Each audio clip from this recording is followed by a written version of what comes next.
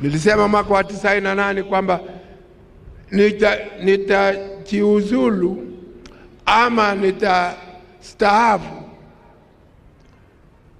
kipindi hiki cha miaka 5 ikisha.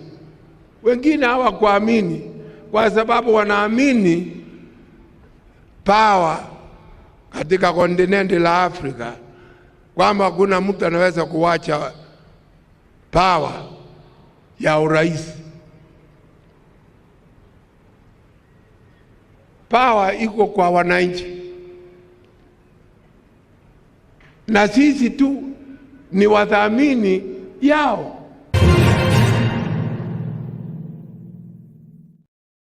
Good evening, ladies and gentlemen, and welcome to Afriq TV Live Talk Show. Of course, this is your home for political talk, a show that comes to you every evening from 10 p.m. East African time. Welcome on board as we try to answer questions that are running across the Kenyan heads.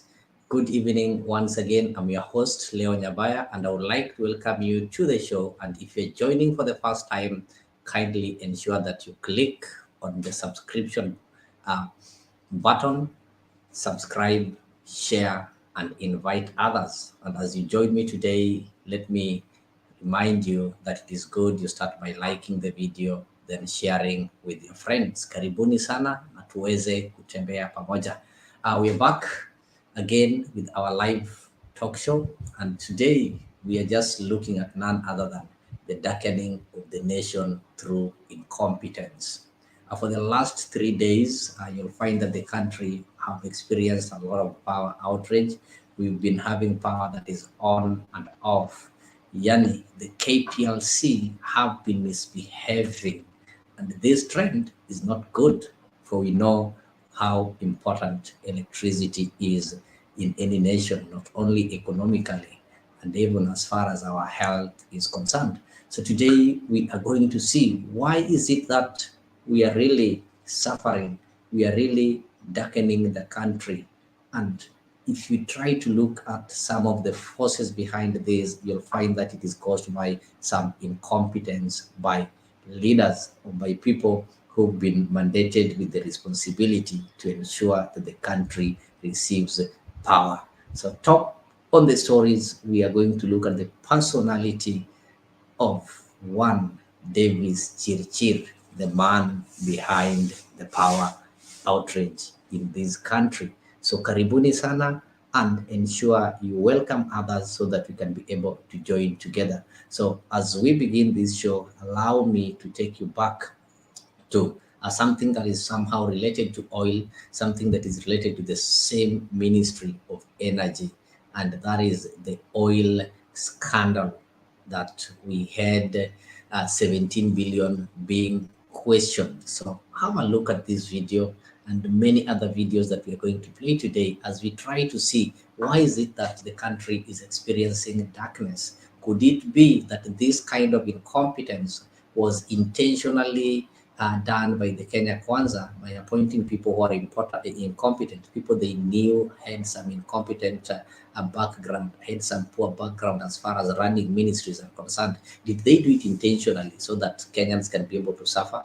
Did they do it intentionally so that Kenyans can be able to lose money through incompetent cabinet secretaries, incompetent permanent secretaries, and incompetent parastatal heads? So that is what we are going to try to answer today. So if you're joining us for the first time, kindly hit on the subscription button and ensure that whenever we are live, you get notified. And kindly, as you join me, also try to tell me where you are joining me from. You can just write on the comment section where you are following from, and you can also be able to share your feelings from the end of which you are joining from.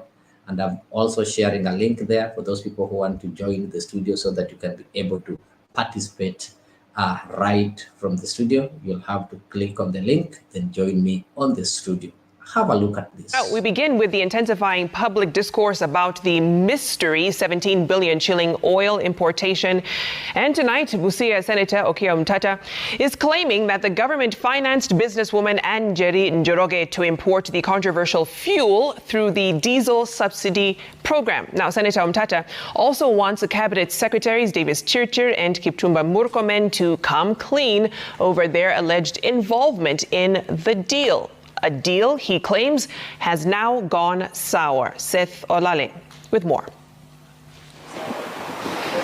Armed with a pile of documents, Busia Senator Okia Omtata claimed that the 17 billion oil shipments was financed by the government, with businesswoman Njeri Njoroge being the importer. Treasury does its own things. According to Omtata, there is sufficient evidence linking the National Treasury and Ministry of Energy to an unauthorized withdrawal of 17 billion shillings from the Consolidated Fund in June this year to finance a subsidy transaction to an unidentified private enterprise through the diesel subsidy initiative that was announced by the government to cushion consumers against the spike in fuel prices. Then when you go and look at this statement of that monthly expenditure, you realize some big withdrawals that are beyond, or they're only given 0.7 billion. But you find there was a withdrawal when Honorable Kuria Tani was still the Minister for Finance. In September, they withdrew 16 point something billion. Then sometime in April, there was a withdrawal of 9 billion. Then in June, there's a withdrawal of 17 billion. Now, when I was looking at it now, what caught my eye is the 17 billion shillings. Here, there's somebody nondescript claiming they have 17 billion worth of cargo of oil. The ministers are saying the oil is not theirs, it belongs to Galana. Galana is quiet, he's not saying anything. And now, I look at what did this 17 billion do that was withdrawn in June, towards the end of the financial year. You are told the money went to do what? To subsidize private enterprises. So my question is, subsidizing private enterprises, first of all, there was a policy of government that subsidies have gone out. So which private enterprise is being subsidized? And then the figure of 17 billion is exactly the same figure of the oil that's coming in. The Busia legislator further claims that the 17.2 billion shilling oil importation saga is a deal gone sour between senior government officials in President William Ruto's administration and Njeri Njoroge. That 17 billion is what was given to this lady, or was a lady was the mule through which that 17 billion was carried out. And now the cargo that is coming is the laundering product. So that it now comes, gets into Galana, and then it can become cleaned money that can be accounted for. So this lady was basically a mule that was used. Omtata is questioning why Cabinet Secretaries Davis Chirchir and Kipchumba Murkomen are responding on behalf of Galana Energies, the said owner of the oil consignment, according to the government. I then challenged Mr.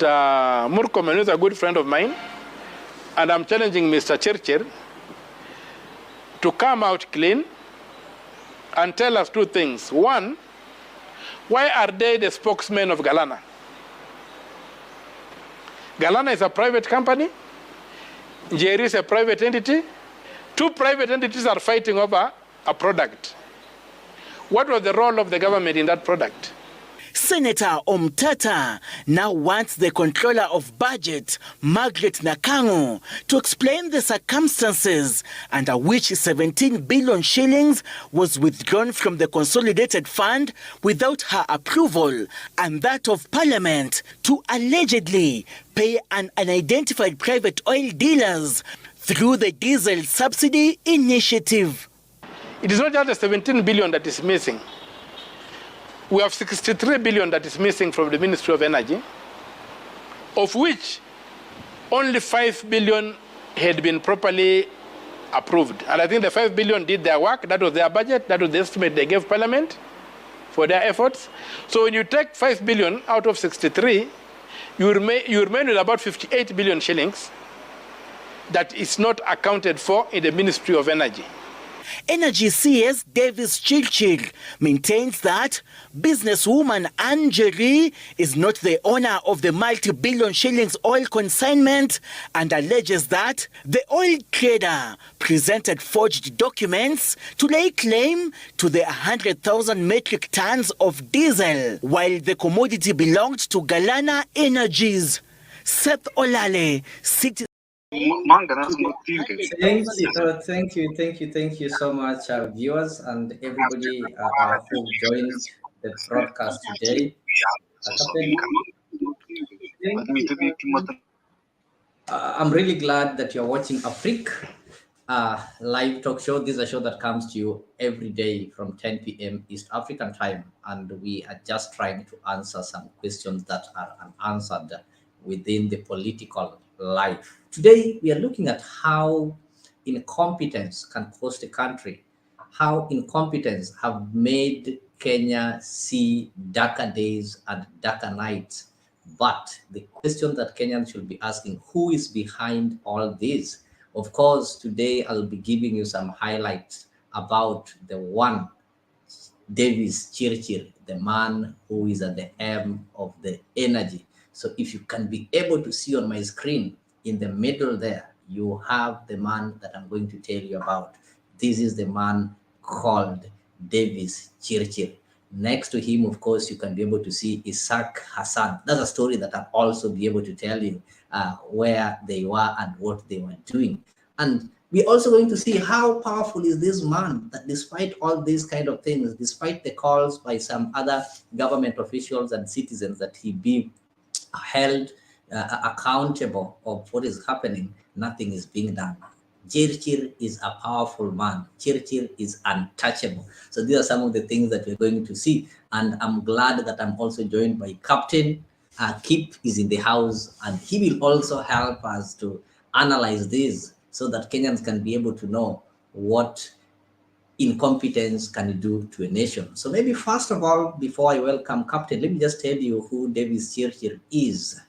Just a bit, though I'm going to tell you a lot about Davis Chirchir that you've never known, that at the end of this show, you will get out knowing the root cause of the darkness that we're having in this country. So the only question that you'll go home asking is, was it intentional or is it by design that the Kenya Kwanza government brought Davis Chirchir? It is not the first time that you're hearing the name Davis Chirchir. He's been in the ministry before, and he's now back in the same ministry. So if it is about institutional knowledge, we can say that he understands the ministry better than any other person who is a newcomer in the ministry. So the 62-year-old IT expert, Davis Chirchir, for your information, holds a Master of Business Administration degree from the Royal Holloway University in London, that is UK. And he's also having a Bachelor of Science degree in Computer Science and Physics from the University of Nairobi, prestigious university. And previously, maybe before he found himself as a cabinet secretary, you'll realize that he worked at the Kenya Port, that in the middle level position before he was promoted to become a general manager at the Kenya Ports and later served in the Telecom of Kenya. So all these we can say as some experience. He's experienced because he worked at the he was a general manager at the Kenya Ports. He also later served at the Telecom Kenya. You know the story of Telecom Kenya. We'll try to connect that. And before 2009, I think he was appointed after the disbandment of that. Just try to explain to you what is happening in the images there. After the 2007 elections that was really disputed, and we went to what was called the post-election violence. In 2009, the commission, the Electoral Commission led by Kivitu was disbanded, and he was appointed a commissioner of the Interim Independent Electoral Commission, the one that was called IIEC. So Davis Chirchir was a commissioner, and this commission was chaired by somebody called Andrew Ligale after the Electoral Commission was disbanded. And you will remember that that was in 2009. Then after that, around 2010, 2011, there was some fallout between Raila Amolo Odinga and William Ruto. So at that time, after Raila and Ruto fell, Davis Chirchir was among the founder members of this party that was called the URP, the United Republican Party, the one that was having a horn, a vuvuzela, ile ya kusema na kutenda. So he was the people who formed it, and actually President Ruto was the leader, Keter was the founder, and Chirchir was the first Secretary General of URP. And as I welcome my brother Kip, let me just remind you, for those people who don't know, there existed a party called URP, and a party that's, for the first time, the first time we are hearing, I know some of you are hearing the word hustler for the first time. I'll show you that the term hustler was used by URP. Most of you might think that hustler was first used by this thing called UDA. Hustler is a term that was used there before. It was there, it existed. So if you see Kenyans say that, oh, we are responsible for our problems, I agree with them. We are responsible for our problems. So let me tell you where this hustler thing started. And the first Secretary General of a party that identified itself with the hustler was called Davis Chirchir, just in a nutshell.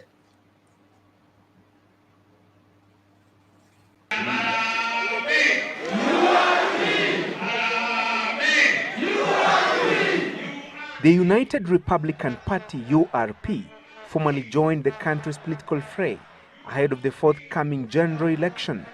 The party's delegates, drawn from all the 47 counties, gathered at the Bomas of Kenya, Nairobi, to witness the launch.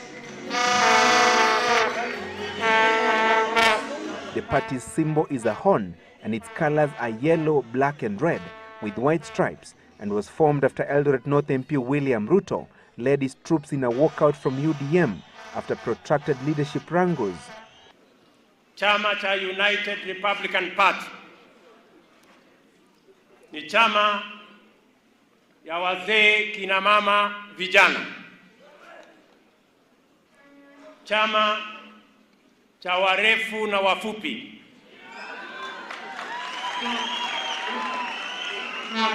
Chama cha wafugaji, wakulima, wafanyabiashara, wauza mboga na mahasla. Tunachopigania sisi hapa, sisi watu wa URP, ni kuleta maendeleo tuliyosema, na kuleta maendeleo si mtu mmoja atoe rais, bali ni urais. Urais.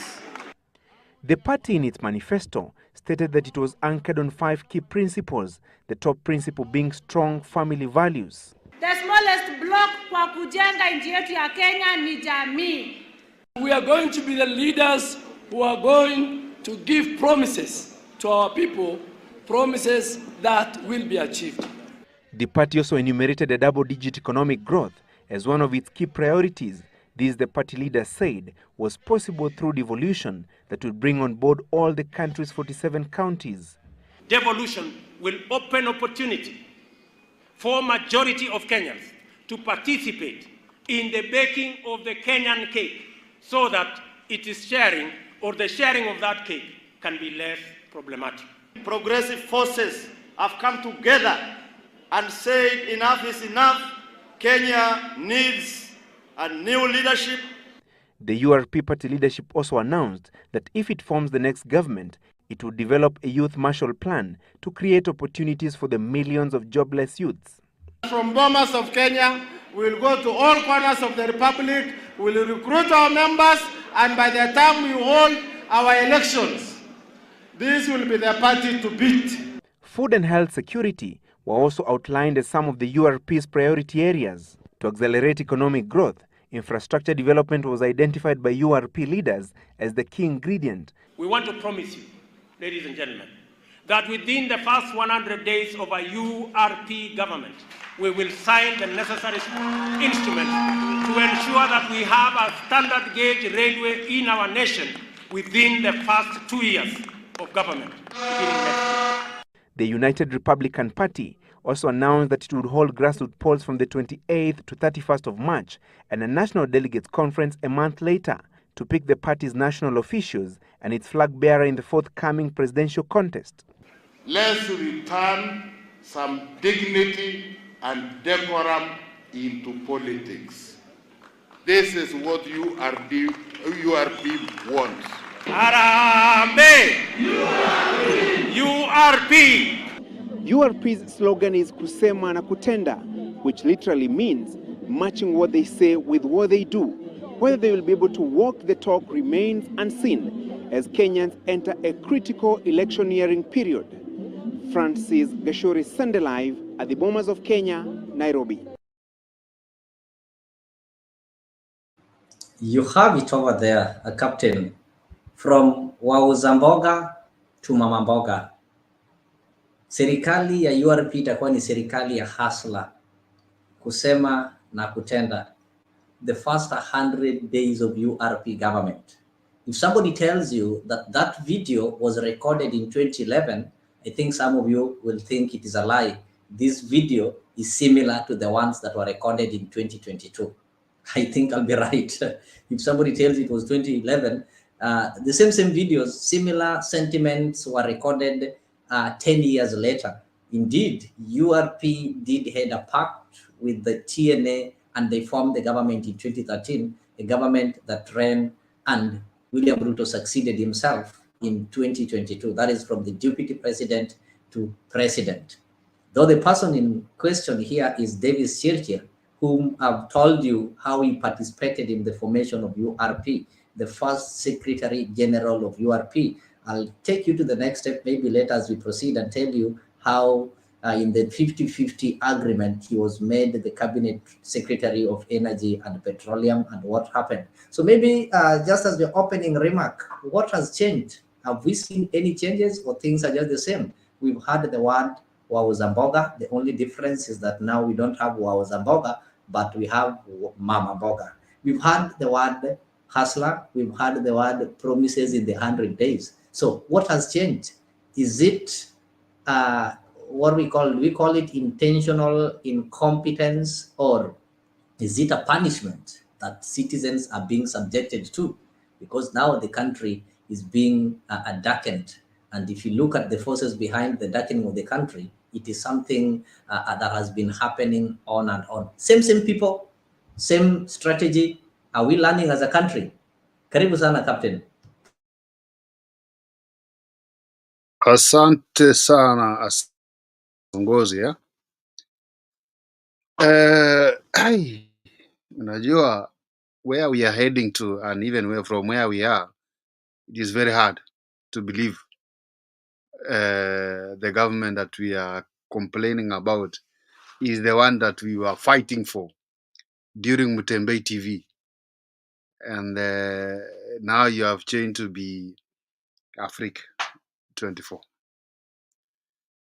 My brother, the narrative of URP before they joined together with TNA to be Jubilee, it is still the same thing. Even 2027 is coming and it will be the same thing. We will not see any change. Davis Chirchir is one person that, let me say, I will have not trusted him, but I know from all the parastatal, from all where backgrounds of his life, nowhere has done something to be positive, only to take what it belongs to our people for himself. And I said the other day, yesterday, when I think you had disappeared, that it will reach a time where one community will be victimized because of 2-3 people that they cannot be a good leaders when it comes to managing a parastatal. Let me say this in detail because maybe somebody will say, oh, this guy is saying what? When we look at this Ministry of Agriculture, not agriculture, this Ministry of Energy, we had Charles Keter the other day, and he was trying to graduate himself by force to be a governor for Kericho. But it was very, very good for people of Kericho because they know this guy cannot even qualify, because what he did during the time of being a minister in that Jubilee government He did wonders that even we cannot even imagine going back there. And until now, as we speak, the same problems we are facing in Kenya for Kenya Power, the airport itself, where we claim to be the gate in Africa, is raining. No power, no even the generators. And then somebody today is going there to say, Murikomen, I could know a generator. Anyway, I'll come to that after this. Charles Keter failed us during this thing on the introduction of CG tokens for Kulipa Stima. You understand what I mean? Now we are trying to heal from that wound. Another one again is coming. From my own people, let me say so, from my own people.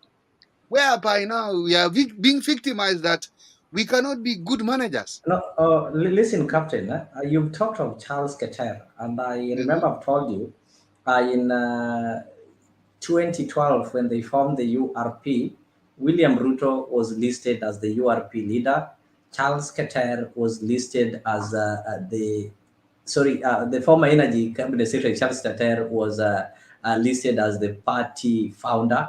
Then this man called Chirchir was listed as the party secretary general. So we're having three people: the URP leader, the URP founder, and the URP secretary general. Same people, same script. Are we going to see any change? No change at all. No change at all. Let me come to NY scandal. We were given somebody anabeba pesa kwa gunia. Right now saa hii tunapatiwa mtu ameimport mafuta, hata hatujui hiyo mtu ni nani. Lakini the government are branding this lady to be the owner of the business.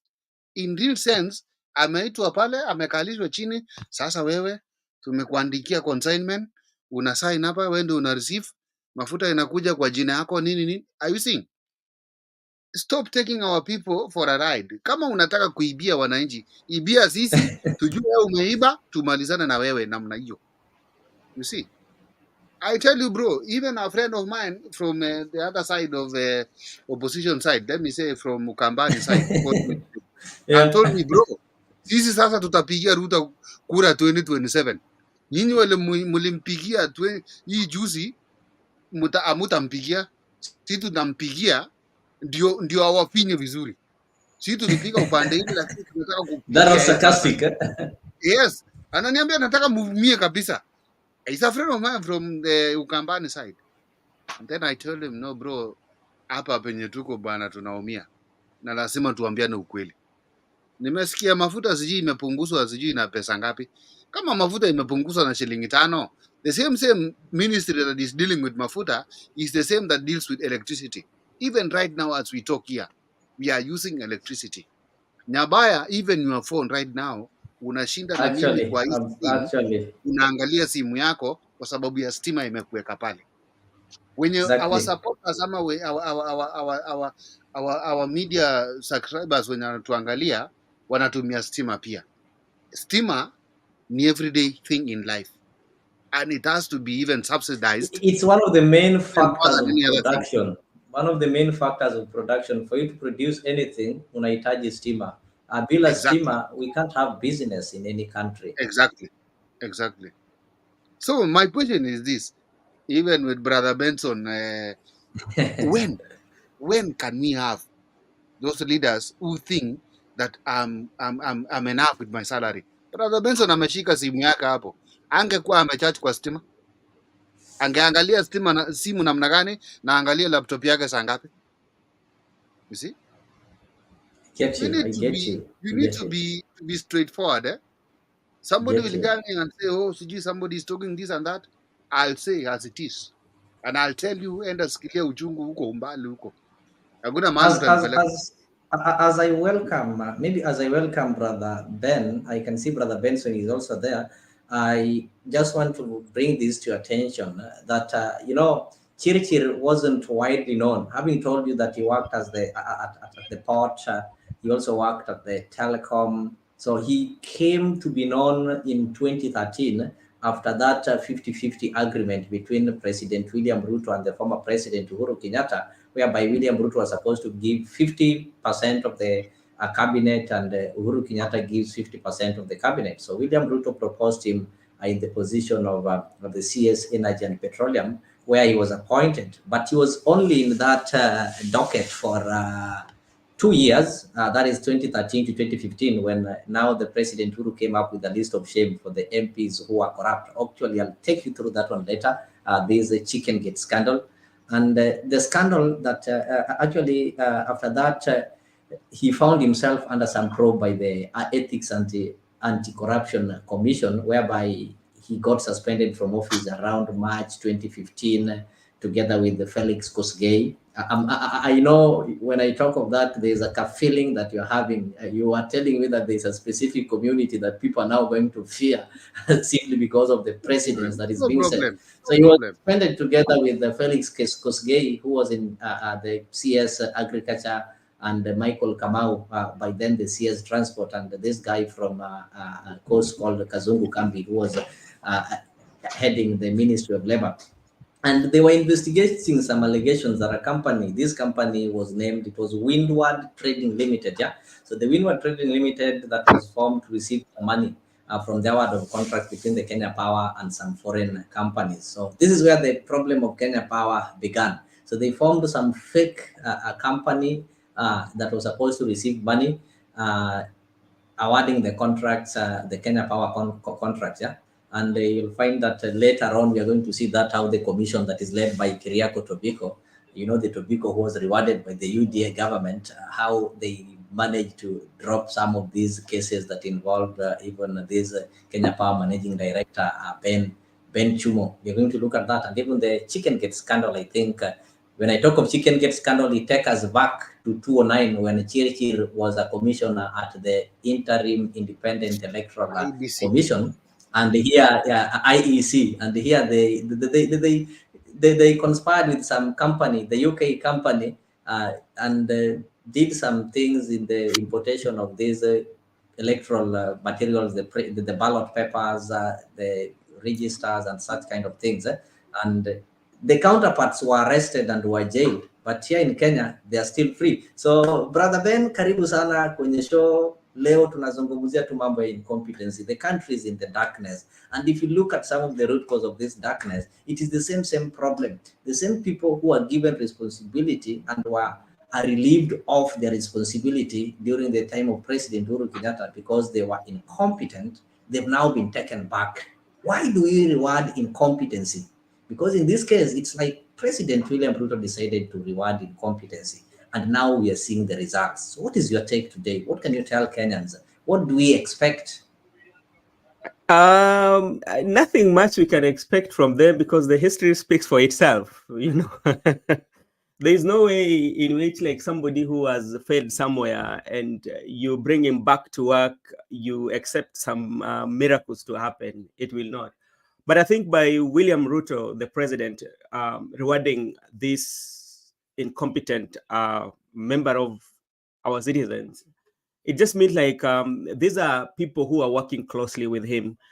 I think in Kenyan political scene, it is not about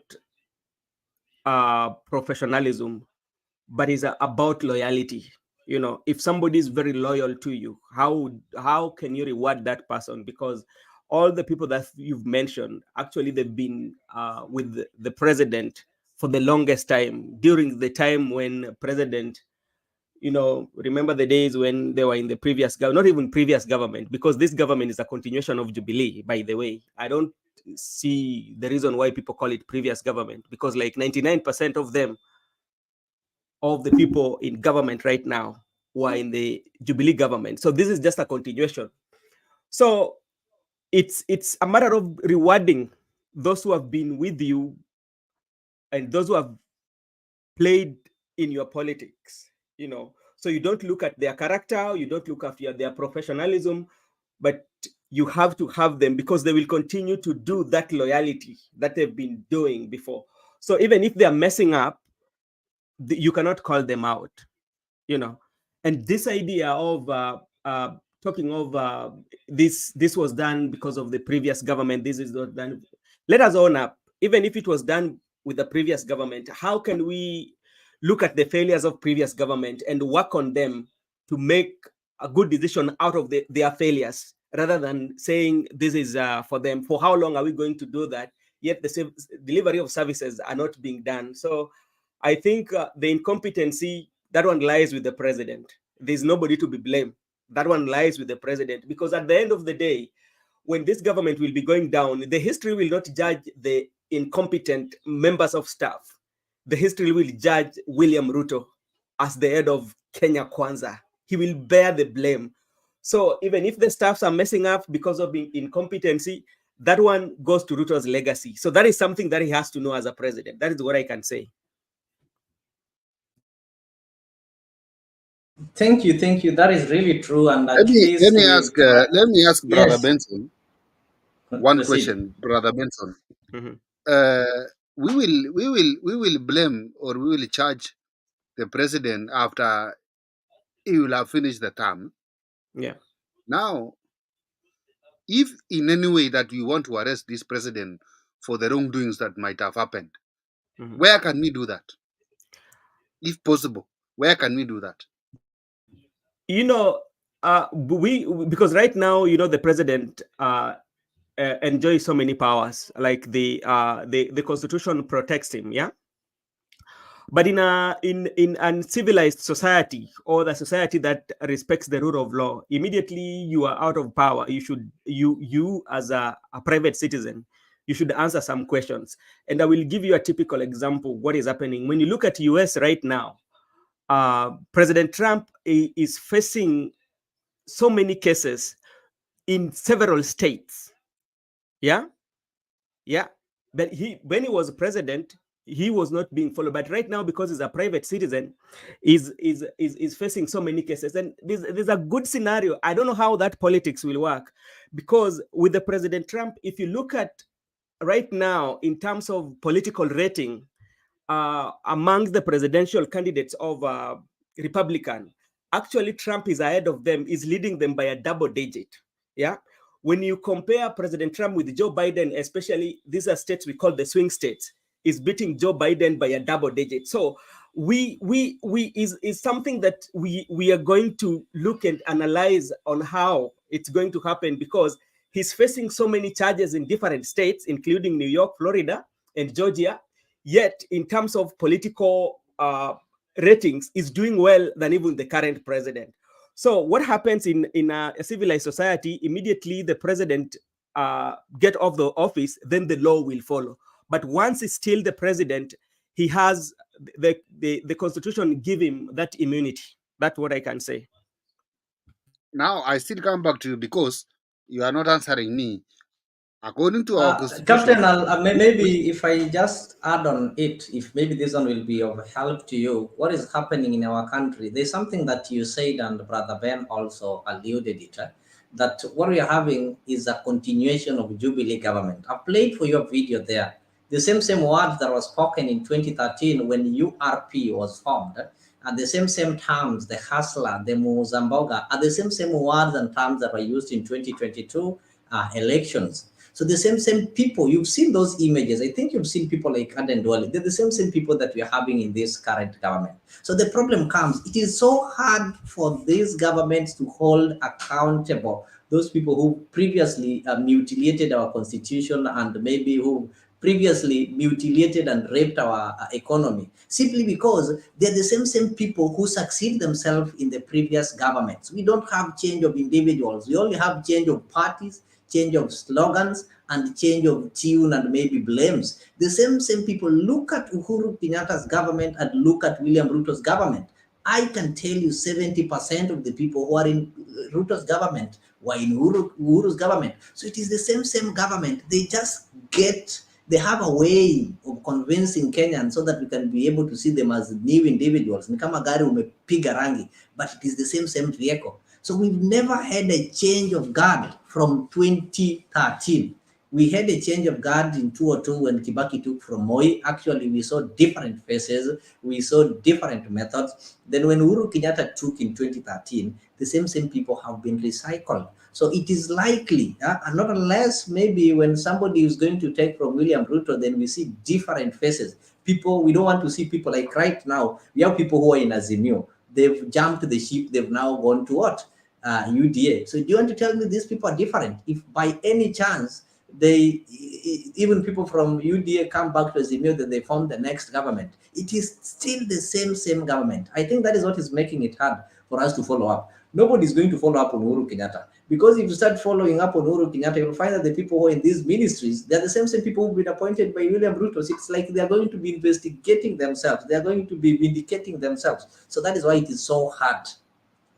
And just only to also to add to Captain, it's the leaders, because in our country what usually happens is that we only respect the constitution when it deemed us.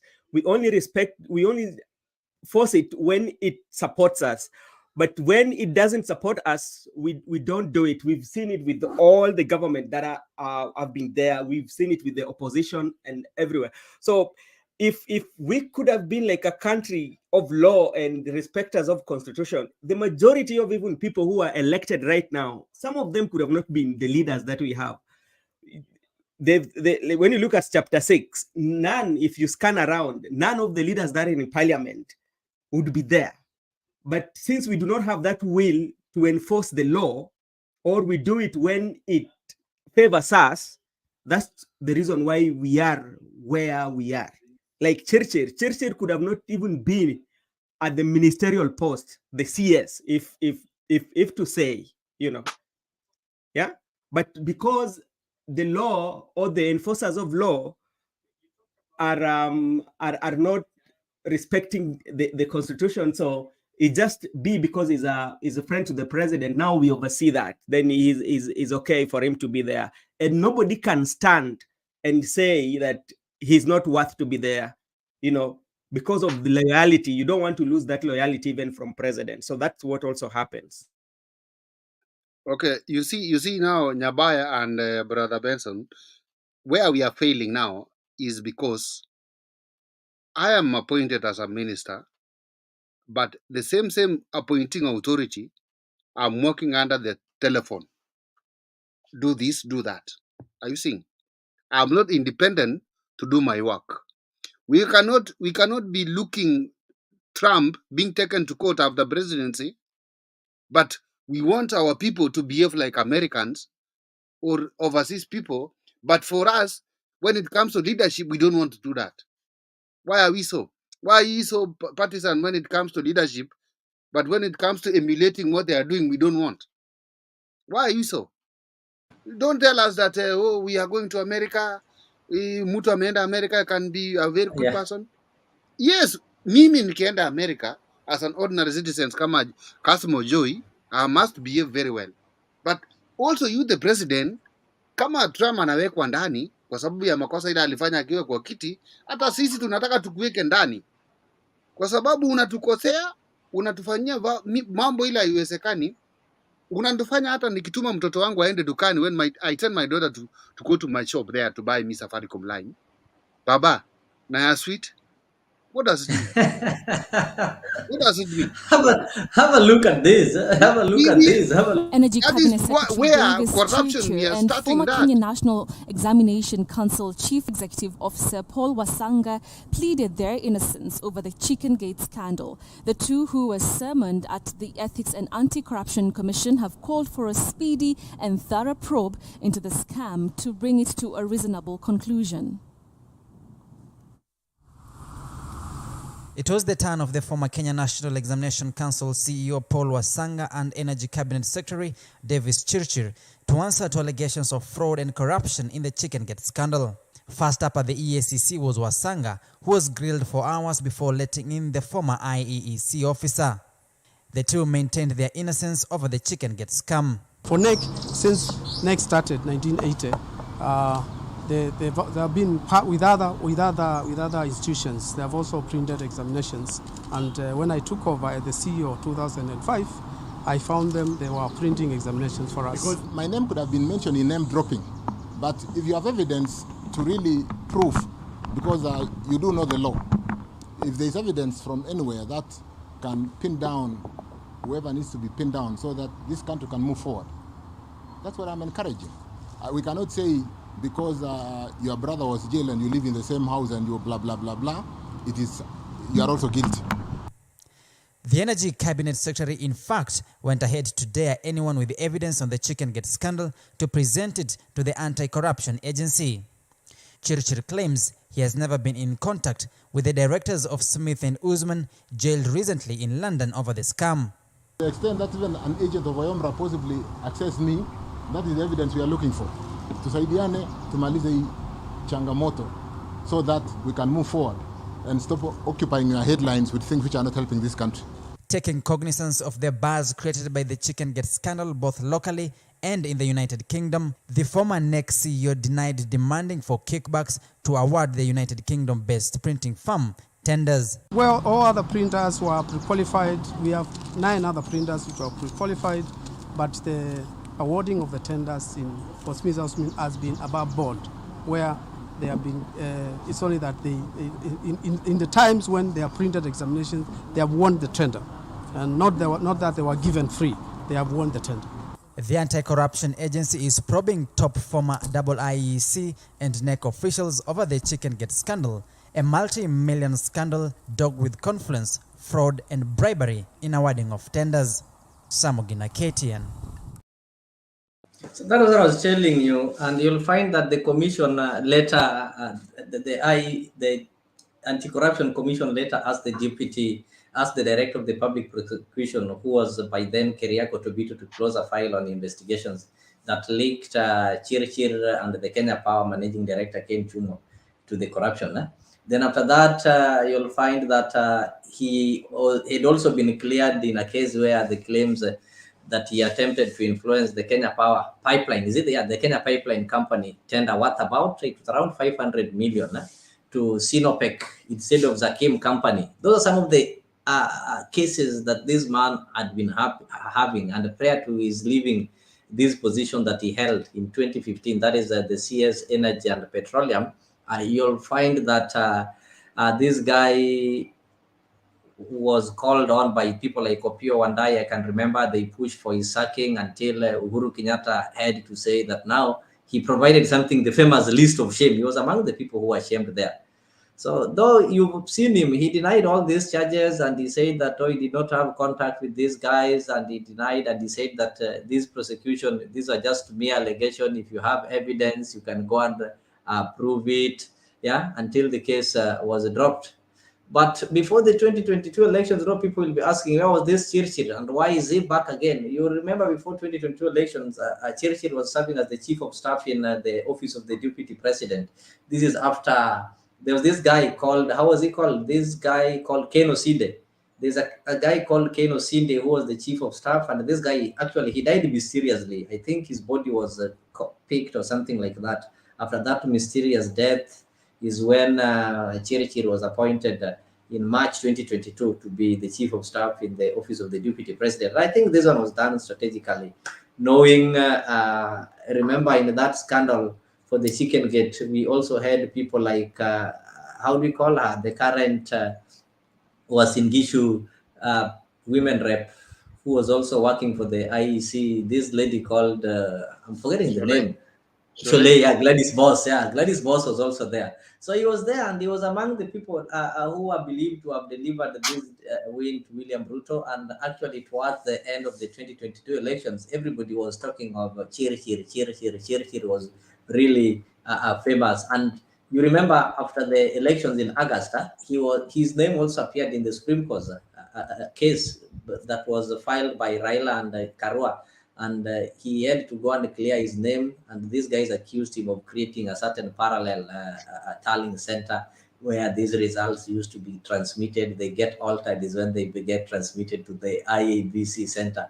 But through his affidavit, he managed to tell the court that he didn't interfere with IABC entries, he did not interfere with the KMSK, he did not manipulate anything. But he was adversely mentioned. People mentioned him in that case.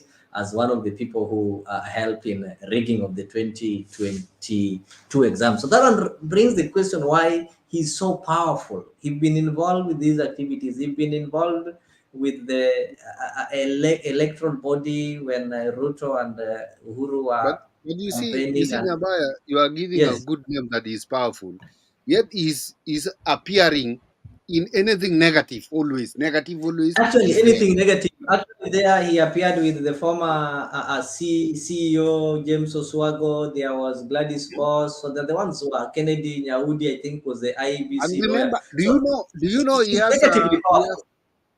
has an internet connection company in Kenya. Actually, he has an internet yes. fiber something connection that later on, I don't know what he did. It failed. It falls down. Then later on, this other one by fiber cast TV and all whatever, fiber Voji, that later on came in, that you have now. There's a name there. I know this guy worked at Telcom, and you know what happened to Telcom? Yes. No longer. So he introduced Telcom wasn't able to compete with the private entities like Safaricom. Right now, we will be having a bigger Telcom, but what happened? So these are some of the questions that Kenyans we need to be asking ourselves. When you talk of incompetency, why do you say this guy is incompetent? He touched the Telcom. Where is Telcom today? Is it successful? Now, when he went to this Ministry of Energy, we know the scandals that were there. So why always him? This is the question you should be asking. Why always him? Why always negative things? Karibu sana Melchizedek. I can see you joining us. Karibu sana. Asante sana. Yeah, so we are here today. We are just looking at how Kenya is really getting darker and darker. We can no longer have electricity, and people are almost going to what is called power rationing. But if you look at the forces behind it, we find that there's a specific player, there's a specific individual who is not new.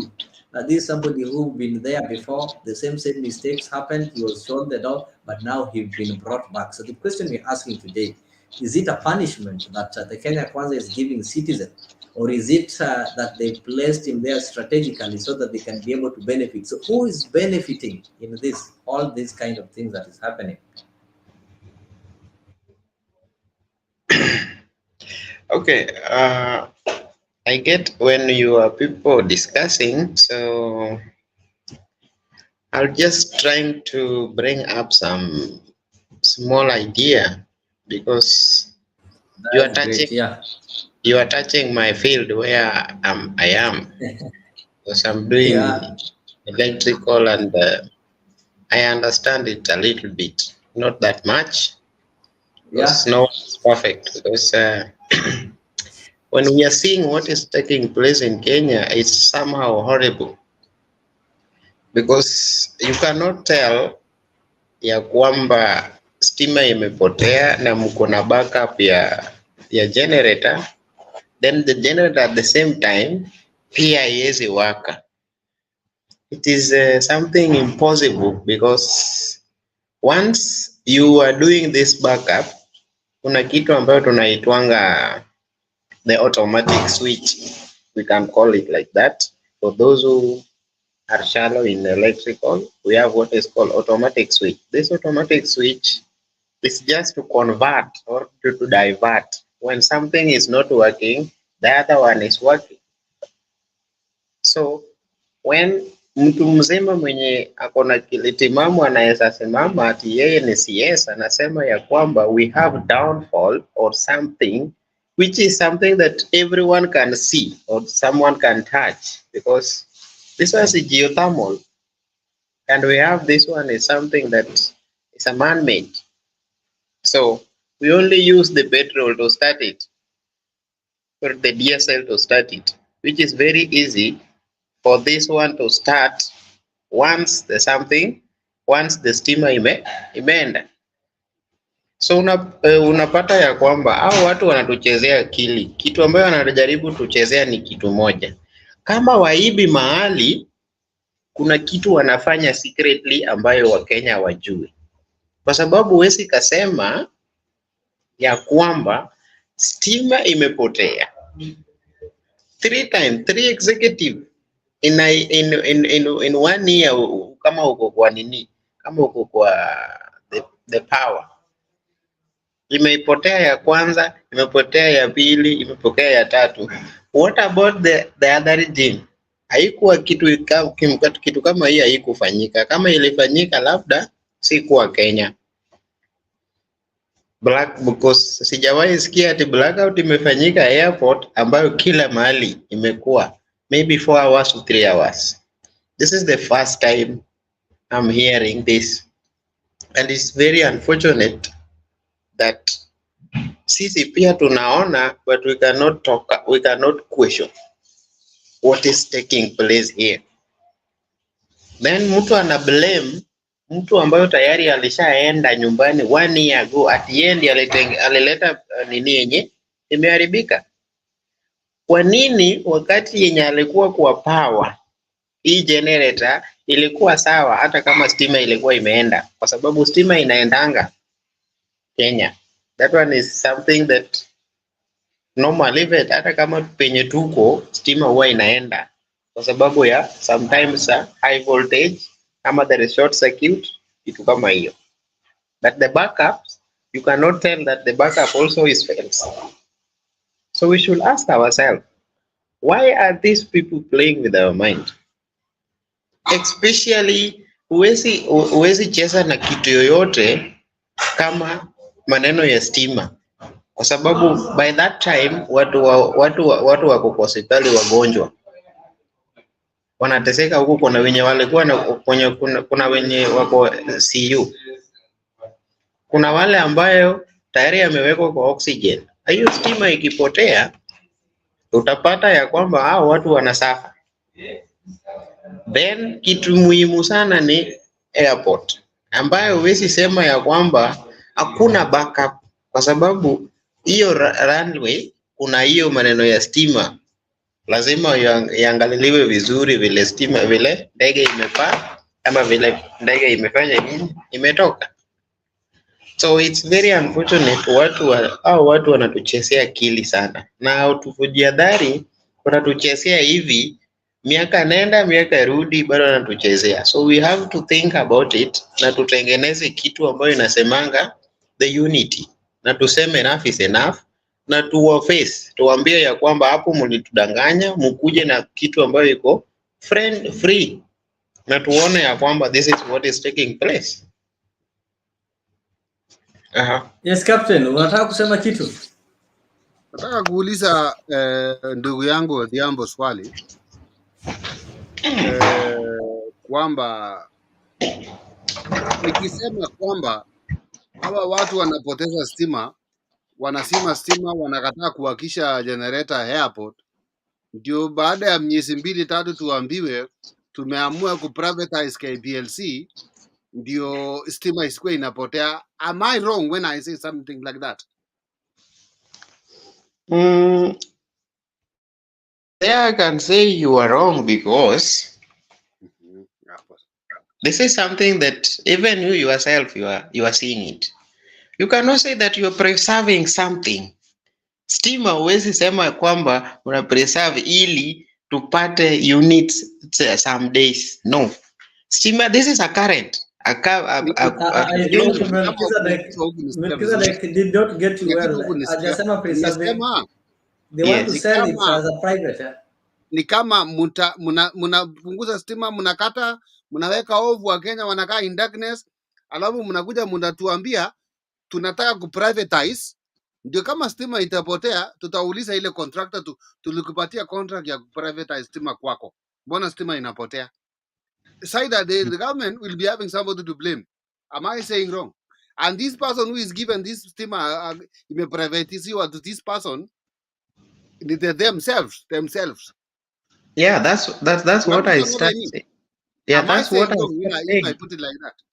According to me, that's what I start saying, that there is something that these people trying to show, or they're trying to look. Unaona?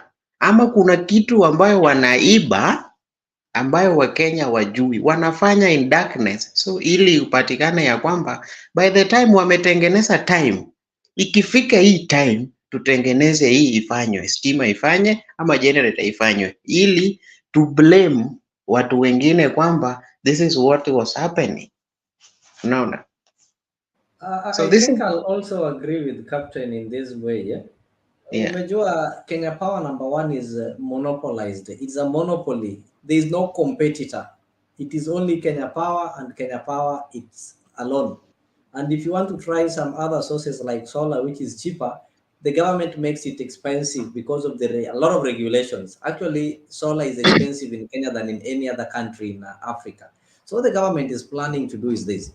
Because I know the solution is not privatizing Kenya Power. The solution should be removing that monopoly so that you can allow other actors or other investors to come with other companies so that they can be able to compete Kenya Power. But they don't want to do that because they are the major shareholders. Ndindi Nyoro is the leading shareholder in Kenya Power. So what they want to do is this. If today they tell you that, like right now, they want to privatize every company, wanataka kupatia, nasema tunapatia private individuals. And they know very well if they tell you they want to privatize Kenya Power, people will complain. So to make them do it easily, they have to make it fail first. The same thing they did with the sugar industry. For you to privatize Nzoia or to privatize Muhoroni or Sony, you must show citizens that Muhoroni is not making any profit, Muhoroni inaanguka, so that when you come to the villagers Pale Bigori and tell them that, look, this Sony sugar is not giving you value. The government is not able to run it. It is making losses. But if we give somebody called Singh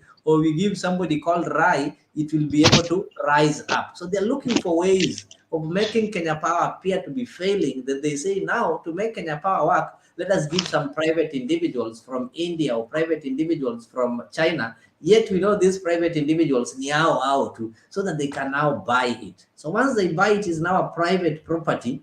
And number two, it is also going to enjoy monopoly since hakuna competitor. Then they can now sell us power venye wanataka. In Ruto's own words, anasemanga watatuuzia stima venye wanataka. Wakisema leo ni rationing. Hakuna mali mtawapeleka, hakuna kitu mtafanya kwa sababu hakuna alternatives. That also makes sense. I think this government is just evil. This government is evil because the people wenye wako pale ni wale watu wale tu. Look at what they told you on the G2G oil program that is going to ease the pressure in the dollar. I want to play for you this video and tell me if they really achieved this, if the pressure in the dollar ilikuwa eased ama pressure ya dollar bado ndio imezidi. Because from where I sit, I can see that the pressure of dollar has not been eased. There's a lot of pressure, and that is why right now our dollar is almost hitting 160. Shillings against a dollar. The government has renegotiated the terms of the government-to-government oil deal to remove the confirmation charges slapped on the letters of credit secured from banks, as well as the premium freight expenses, which should help reduce the cost of petroleum cargo docking in the country going forward. The government has also come out to defend the deal, saying it has lived up to its bill as far as easing the foreign exchange pressure on the shilling is concerned. Brian George has the details. For months after inking the much-hyped government-to-government deal for importation of petroleum product on credit, the shilling has remained under immense pressure against the dollar and breached the 140 units mark on June 26th. This has prompted questions as to whether the government-to-government deal was adequately designed to offer any respite for Kenya's foreign exchange market and stood a real chance of addressing the dollar crunch that has gripped the market. Energy Cabinet Secretary Chirchir now says that the government has managed to renegotiate some of the terms of the deal to favor the ordinary Kenyan. We were seeking to remove the confirmation charges on LCs, and more importantly, to renegotiate the F&B, the freight and premium, which has since come down and which was locked at the time when we went to tender. It was at a high of 100 plus. And currently it is something between 40, 60, 70, and that was also successful, Chair. Chirchir has come out to defend the government-to-government deal, saying it has lived up to its billing and has helped stem the slide of the shilling against major currencies in the global market. Despite having breached the 140 units to the greenback mark, Chirchir argues that the pace of depreciation has moderated to just a third of what it was in the pre-government-to-government deal phase. The G2G has eased pressure on the shilling with a reduction in the depreciation against the US dollar from a high of 3%. 3% every month. It was our shilling was depreciating at the rate of 3% every month, and currently, if you follow the micro and macroeconomics from central bank, you will see the depreciation being published at an average of 1%. So a depreciation of 3% to 1% is a great saving for this country. More importantly, we eliminated the spot purchases of US dollars by those over 100 marketing oil companies who really created a lot of speculative tendencies in the market when they all went to the market. Chirchir further revealed that the government has set aside $503 million, just about 71 billion shillings, in an escrow account dedicated to a settlement of the first installment of payment of petroleum product received under the government-to-government deal entered in March between Kenya and Saudi Arabia. $503 million sitting in the account, the escrow account, and some 57 billion Kenya shillings, which is in the escrow account dedicated for payments of these products when they come and fall due. A section of the oil market retailers have reported a plunge in the consumption of petroleum products in what they term as the outcome of the standard rating of the value-added tax at 16%. Brian Jodotieno, NTV, Nairobi. Coffee farmers in Githunguri constituency are calling upon the government to intervene. Yes, that's what I was trying to tell you. Oh, somebody on the comment section is saying that privatization is good because it improves efficiency and the quality. That is true. But in this case, we are having, you want to privatize maybe a company that is enjoying monopoly. It is the only one, at least when it is under the government control, even if it is the only organization, the government can be able, but the government cannot be that able. If you have a considerate government, actually, they'll have to consider the interest of citizens. So imagine a situation whereby Kenya Power is the only one, like currently providing power to the country, then you give it to the individual, a private investor. And you know, these private investors, the first thing on top of the agenda is normally profit. A government entity can make losses because the government doesn't have the business doing business with its citizens. So now you give it a private investor whose main aim is to make profits. What do you think is going to happen to this country? Or try to imagine a situation whereby we only have Safaricom. The main reason why the Safaricom prices or maybe the charges are always favorable is because we have Airtel there giving them competition. We used to have Telcom giving them competition. So the moment they try to rise up, these are the guys will always try that they level the ground. So I think that is what Kenyans are really concerned about. And now that we're having challenges in this ministry, specifically energy, it's really dangerous to again give it to the private entities, knowing that the government that we're having is not a stable government. We're having a government that cannot be trusted. Yeah? So, Melchizedek, I think you can proceed and maybe give us your thought on that. Do we need to make Kenya Power a private entity so that we can be able to solve this kind of problems that we're having every now and then? Okay, before I say something about that, what I'm seeing in this government, wanaona ya kwamba zile vitu, hizi vitu zenye ziko juu ndio ziko chini kwao, kwa sababu maybe I'm the one getting it wrongly, because unasema kwamba now the dollar is depreciating to 1, yet tunaona ya kwamba is 106, but before it was 140. So which is which? You know, there is something there people don't see, or kuna kitu ambayo imefunga macho za watu ama ni nini? You know, I still think there is something wrong somewhere, because even before yesterday, the so-called president amesema ya kwamba the economy is stable compared to the last regime. So when you see everything that is taking place in this government, everything that is up, they are seeing is down. So I can say ni shetani ndio imefunga macho za hii government. Na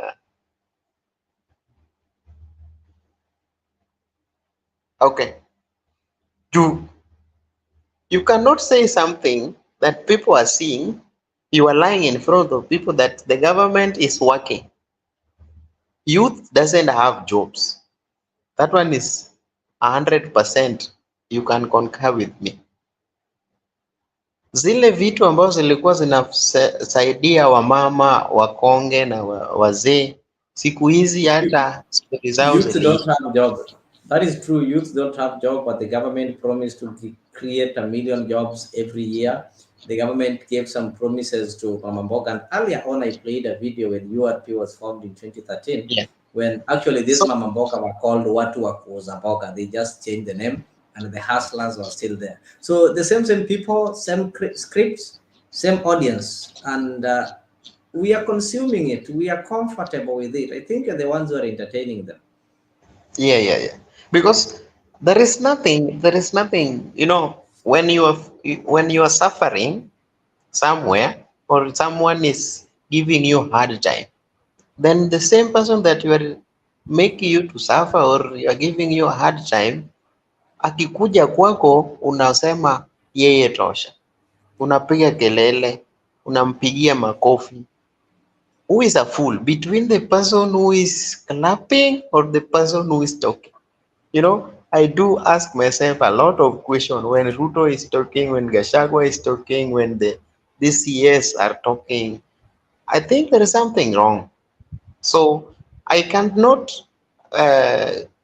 support that the Kenya Power should be a private, because once it's become the private, then it's finished. Kila kitu itafanywa vile wanataka. Wakitaka kuzima stima maybe 1 month wanaweza fanya, kwa sababu sasa ni yao. Then there is something that people doesn't understand. I said it in Mutembei one day. I said it like this. Even those who are saying that they are helping us to push the government, these people also, they are joking with us. Why am I saying this? These people can do anything because they already understand the situation that we have now. They are in that situation. No one is Azimio, no one is Uda, no one is Wajakoya, whatever. We are in. But we are still joking with it by saying tunataka wale waseme ya kwamba Raila ndiyo atoke afanye nini? Aseme. But the same time, the person that atoke aseme, yeye pia iko kwa hii the problem that people are facing. Because you will not say that Raila has a lot of money, so he can do anything he wants. He's also a Kenyan, like me, like you. Whether he has trillions of money, it will reach a point whereby the one of his family or the relative is suffering somewhere. So this issue, the people should take it seriously and see this is what we want to do and do it one and for all. But if we are waiting, they are saying now to give them 10 years is when they can stable the economy, because Kenya is sick, is now ilitoka kwa CU sahihi iko kwa ward, which means they are waiting for Kenya to die. So I cannot support that. On my side, let the Kenya Power remain the Kenya Power, but we can see how we go about it so that we can help something that is already built, not we sell to someone that will ruin it forever. That's really good. And to our viewers, karibuni sana. Once again, let me take this opportunity to welcome you to Afriq Live Talk. This is a show that comes to you every day from 10 p.m. East African time. And what do we do here? We are just discussing matters of Kenyan politics. We are not only discussing politics, maybe we're not here to blame the government or to blame the citizens, but we are here to try and answer some of the questions and try to come up with the best ways in which we can be able to put the government accountable so that our lives can be better. Of course, some of the days we are also bringing for you experts to give you advice on matters affecting us within the society. Like this Sunday, I promised you that we are going to have the Unlocking the Land Dilemma Part 2, but I'm sorry to tell you that it will not be so possible on Sunday, but I'll guide you as soon as possible to tell you when we'll be able to host Engineer Mora on our channel again. But always keep it here for the political updates, business updates, and news updates. And of course, each and every morning from 8 a.m. we normally have a Afriq newspaper review, whereby we are able to review and update you on what is happening on our daily newspapers. So we'll always be able to connect you. And that is why we say at Afriq, we are connecting Africa. So don't miss tomorrow's newspaper review. There's a lot that we normally have to bring to you. We not only show you what is in newspapers, but we also try to weigh out and have experts will always give their opinion and welcome your opinion based on what has been written or what is making news on the newspapers. Keep it here. As we come from the break, we are still going to see the effect of incompetency, how incompetency is affecting and costing Kenyans, and what can we do as Kenyans so that in future we don't have people who are incompetent entrusted with public offices.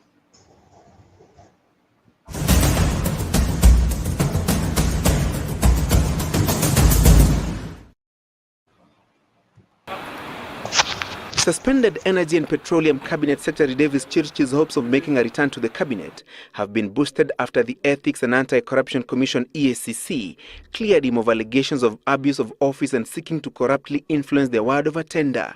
The anti-graft body forwarded Chirchir's files to Director of Public Prosecutions Keriako Tobiko and recommended its closure for lack of evidence. Chirchir was in the list of shame submitted to Parliament by President Uhuru Kenyatta in the much-hyped purge on corruption. He was accused of embezzling 90 million shillings transferred from the Kenya Pipeline to Kenya Power to influence the award of a tender.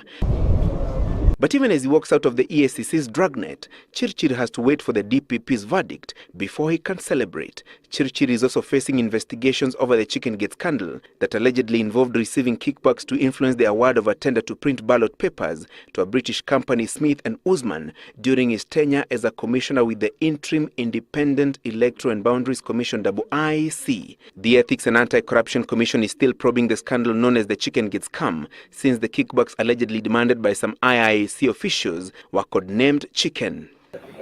Usikunwe tena soda waziri, ndio hiyo tu.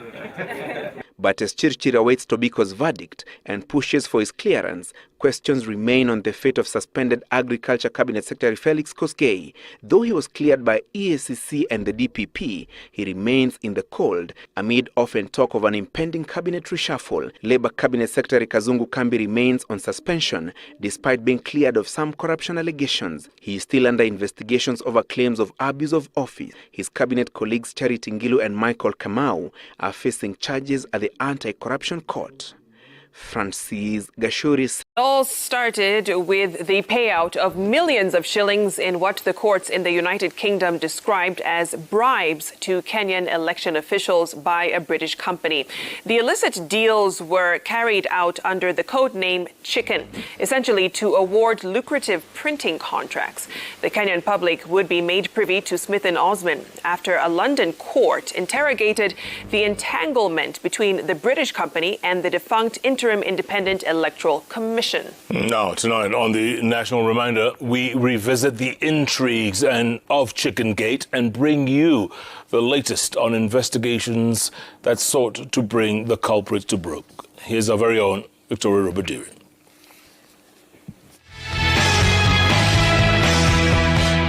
Over the course of 2 years, senior managers and commissioners in the now defunct Interim Independent Electoral Commission, or IIEC, were beneficiaries of kickbacks from Smith & Usman, a UK-based company specializing in printing security documents. The bribes amounted to about 50 million shillings, and this was done by inflating most of the printing contracts by up to 38%. The underhand cash deals even had a code name in the emails exchanged between the printer and the election officials. Chicken was the word that would facilitate Smith and Osmond's winning 7 tenders to supply election materials such as ballot papers, voter registration forms, voter ID cards, and nomination forms. All these revelations came out in a 4-year-long forensic investigation carried out by the UK's Serious Fraud Office that investigates and prosecutes serious and complex fraud cases, including bribery and corruption. A list naming senior government officials in the corruption racket was also released. Former Energy Cabinet Secretary Davis Chirchir suspended IIEC Chief Executive Officer James Oswago, Uasin Gishu Woman Representative Gladys Boss, who was the then Deputy CEO, and lawyer Kennedy Nyaundi, then a commissioner, as well as Kenneth Karani, who was a senior procurement officer, and former NEC boss Paul Wasanga were all named. A 2014 case prosecuting senior managers at Smith and Osmond revealed that the printer provided election materials for the 2010 Constitution referendum, 4 parliamentary by-elections held in Shinyalu, Bomachoge, South Mugirango, and Matuga, as well as a host of civic polls. The senior managers at Smith and Osmond implicated in the case included Christopher Smith, the former chairman, his son Nicholas Smith, who handled sales and marketing, Tim Forrester, who served as the international sales manager, and Trevi James Oyombra, the Kenyan agent. The funds were mostly transferred to Mr. Oyombra's accounts held at KCB and then distributed to the beneficiaries. Well, this evidence was enough to see Nicholas Smith serve 3 years in jail, while his father Christopher got a 1.5-year suspended term with a 250-hour community service. Well, this was in February 2015. A year later, in March 2016, Kenya recovered 52 million shillings from the Chicken Gate scandal. A former Ethics and Anti-Corruption Commission Chief Executive Officer Halake Wako, who appeared before the National Assembly Justice and Legal Affairs Committee, said this was part of the proceedings to repatriate assets of the London-based security printer. The money, Wako said, would be used to purchase ambulances for Kenyan hospitals. Today, I am indeed glad to be presiding over this ceremony, the handover of 7 ambulances purchased with monies repatriated, as we have been told, from the successful prosecution of the Smith and Usman case in the United Kingdom. In 2017, some movement on the case in Kenya when former IIEC Chief Executive James Oswago and Smith and Osmond agent Trevi Oyombra were arrested over the Chicken Gate scandal. Oswago was later charged alongside former official Hamida Kibwana and Trevi Oyombra. They faced charges in relation to the millions paid as a bribe to the IIEC officials. Oswago also faced an alternative charge of failing to comply with procurement laws and another charge of receiving 2 million shillings from Hamida Ali Kibwana as an inducement to have the IIEC award a printing contract. The case was to be mentioned in April of 2018. And meanwhile, in February 2019, Smith and Osmond's Nicholas Smith walked out of prison after completing a 3-year sentence, turning the spotlight on Kenyan authorities and the pace of the trial. By October 2021, there were no prosecutions to speak of on the Kenyan side. In fact, the anti-corruption court adjourned the trial of Oswago and his co-accused as a result of the death of his daughter. The case continues, however, with no sign of when it will be concluded. That's your national reminder of the week, lest you forget.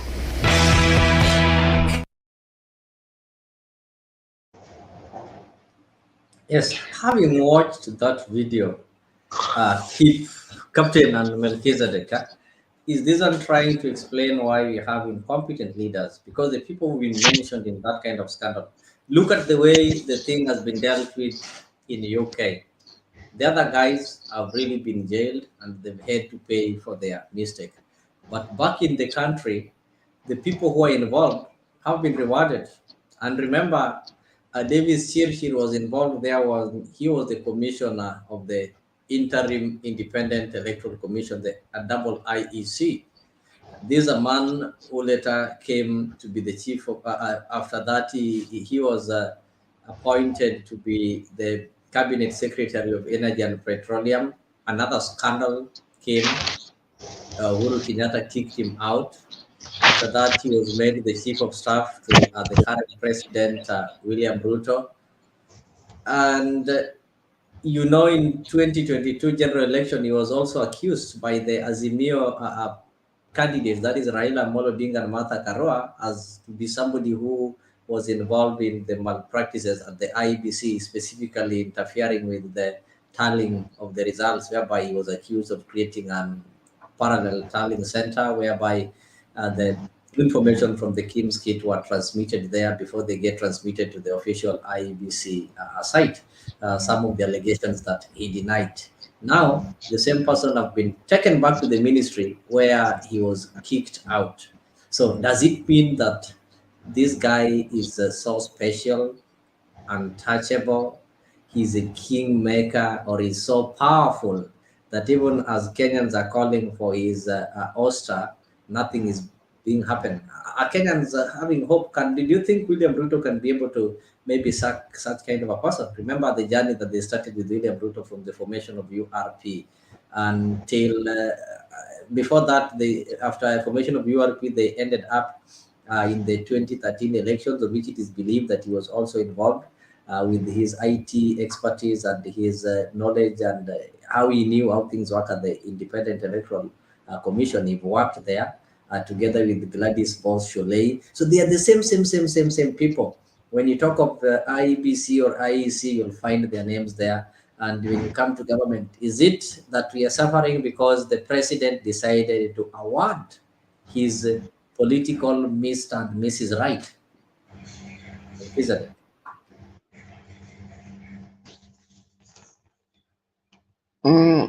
Naweza sema hivi, kikwangu mimi vile naiona, they do say the same bird with the same feather always flocks together, and this is what I'm seeing in the government, because the government we have right now, from top to bottom, they have the history of scandal and wheezy, especially the so-called president and vice president.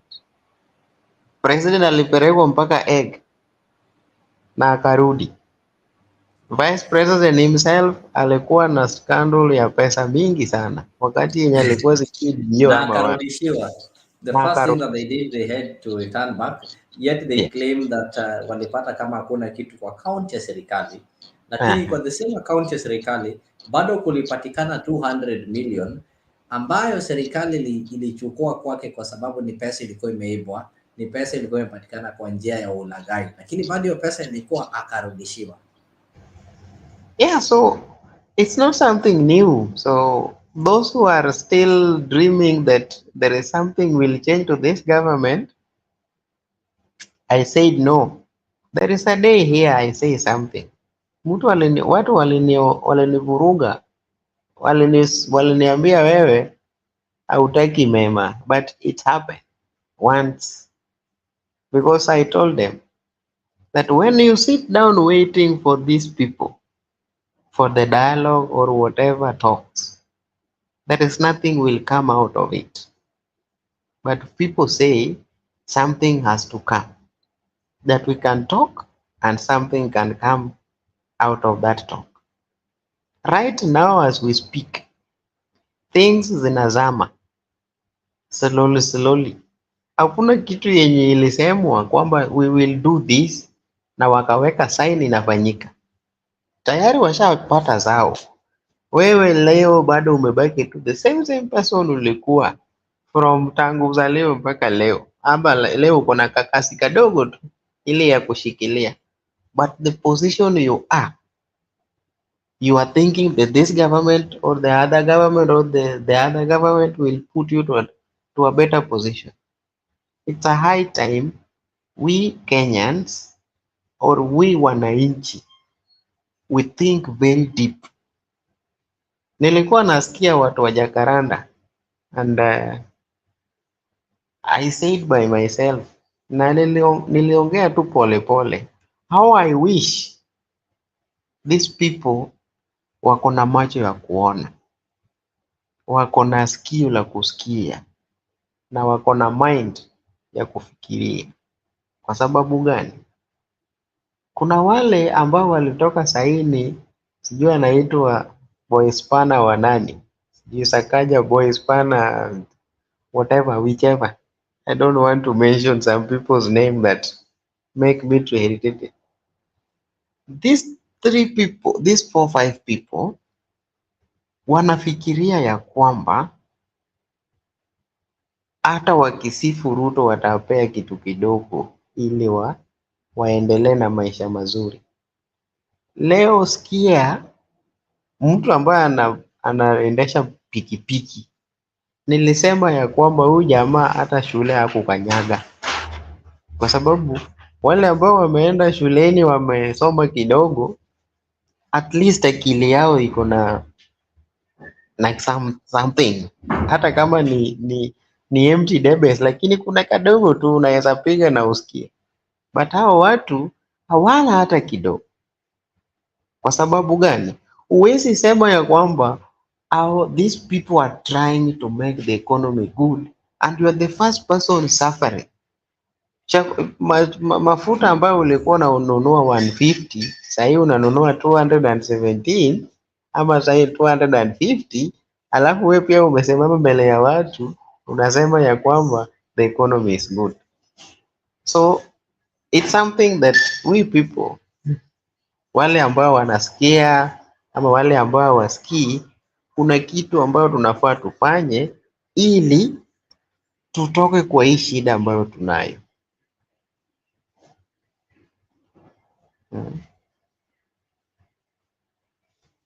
Huyu jamaa amenyamaza sana hapo kwa simu. I get you. Captain, unatusikiza? Niko na nini tena vizuri sana. Karibu. Sasa ni swali nilikuwa nimeuliza, uliniambia nimesema Chirchir ako powerful negatively. So the question I'm asking you, do you think William Ruto can just be bold enough na seme, hey, Chirchir hapa umeshindwa kazi, wacha ukae kando? We saw Uhuru Kenyatta doing it. He came up with something akaita the list of shame. So from that, now it was upon the parliament to push wapige kelele. Do you think William Ruto will do that based on the close relationship, based on the journey that they've had with the Chirchir? And most people outside there believe that Chirchir contributed to his presidency. Why do they believe so? Yeah. Nyabaya and Odhiambo, it is still early for William Ruto to realize his mistakes. It is still early. It's now 1 year. Maybe now we are heading we are starting for the second year and that year maybe ikifika nusu ya katikati ya term yake ndio atajua makosa zake. Kuna mahali inasemekana hata kwa Mungu kila mtu atabeba mzigo wake. Utabebea mtu mzigo, ubebe mpaka hiyo mzigo sasa umeona hii hapana, hii imenizidi. Wacha sasa kila mtu abebe mzigo wake peke yake. But for now William Ruto is still bearing mzigo ya watu wake, hajaanza kuona negative part of it. Kwa mfano, leo pale Baringo walikuwa nauza kondoo nini hizo, kimalelio whatever ya kununua mbuzi. Ulisikia Rigiji akisema nini? Huyu Murkomen alinunua hiyo generator ama ilinunuliwa na hiyo serikali nyingine? Until when we will stop blaming the previous government? Because even the previous government was blaming the previous government before hiyo Akibaki. Msije mka fail kwa serikali yenu muwekelee wale wengine makosa. Wewe ndio umekalia kiti, tumekupatia kura ama uliiba kura, we don't know, I don't know that. Fanya ile kitu wananchi wanataka. Usianze kufail then you tell us that somebody somewhere is trying to fix the problems of the previous government. You didn't tell us that in your manifesto. You tell us that you'll work for this and that. You did not tell us in your manifesto that the first thing we will be fixing the problems of the previous government. We don't know about that. Hiyo ni mambo yako na vile utaran serikali yako. Actually, but they knew the previous government was having problems And that is why they wanted to replace the previous government. So you are right, wangetuambia hii serikali iko na hii shida, so tukichukua uongozi, kitu ya kwanza tutarekebisha hii shida yenye tumeona ndio tuanze yetu. But they didn't say that. So if they were sincere and they were campaigning against this government and they want to tell us that they were not part of the government, then they would have known that why do we want to be the next alternative government? Because these people have failed in 1, 2, 3. So when we pick it, we will solve their problem first, then we start ours. So proceed. I think you're right. Yes, that is what I'm telling you. You did not tell us during your campaigns that when we come in, we'll fix the problem of the previous government, and then we continue from there. But now you are sitting in the government with all your two buttocks there, but now you are telling us that, oh, the previous government ilikuwa na shida gani hivi, unajaribu kufix. Until when? 10 years itaisha, fix the previous government problems. And then the next government will come again, 10 years itaenda, ikifix problems ya UDA. Where are we heading to? Until when this mwananchi wa kawaida, wa bodaboda, na wa mama mboga, atapata services, atangoja mpaka lini? You see? Baba alituambia 6,000. I don't know kama ingekuwa, but for me, I give a reservation for that, kwa sababu ni kama hiyo 6,000 ingekuwa, I give a benefit of doubt. Wacha tu niseme ingekuwa hiyo 6,000. Saa hii ni Christmas. Hata hiyo 6,000 ingekuwa imesaa ingine, kwa sababu Hustler Fund imesaa kitu. Nasikia imesaa kitu kidogo. Hata hiyo 6,000 ya Hustler ya baba ingesaa ikue 12. Na sikukuu ingekuwa sawa sawa. You see?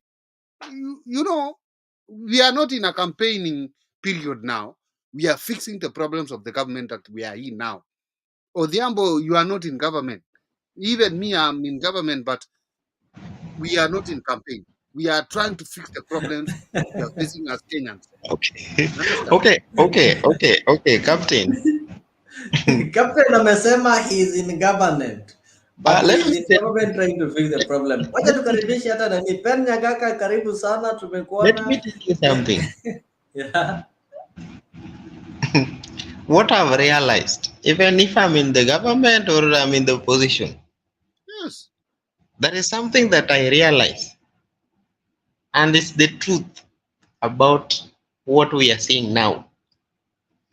Once Captain has become the leader, or Leo has become the leader, he forget everything that he said before. Because he already understands that I've already got what I wanted. And no one can take it away from me unless there is something else. Because he knows that Kenyans are good in forgetting things. Very good. So actually, when we are Melchizedek, yes. you just allow me a minute. That thing we've said it here. These people are lying. They know we won't hold them accountable because of number one, they know Kenyans are good in forgetting. Before you came, I played a video here. I'll just play it for 2 minutes, and you tell me if maybe you are watching it for the first time. You tell me if somebody asks you when was this video recorded. If you will not tell me it was recorded in 2022 or 2021, then you'll get surprised that it is not that. The video is still fresh. The same words with same people. Just listen to this and tell me.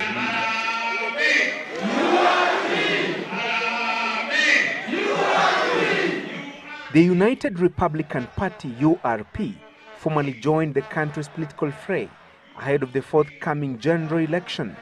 The party's delegates drawn from all the 47 counties gathered at the Bomas of Kenya, Nairobi, to witness the launch. The party's symbol is a horn, and its colors are yellow, black, and red, with white stripes, and was formed after Eldoret North MP William Ruto led his troops in a walkout from UDM after protracted leadership wrangles.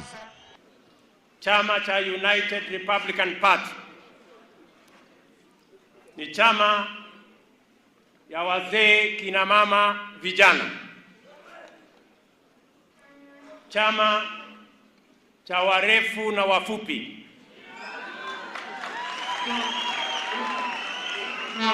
Chama cha wafugaji, wakulima, wafanyabiashara wauza mboga na mahasla. Tunachopigania sisi hapa, sisi watu wa URP, ni kuleta maendeleo tuliyosema, na kuleta maendeleo si mtu mmoja atoe rais, bali ni urais. Urais.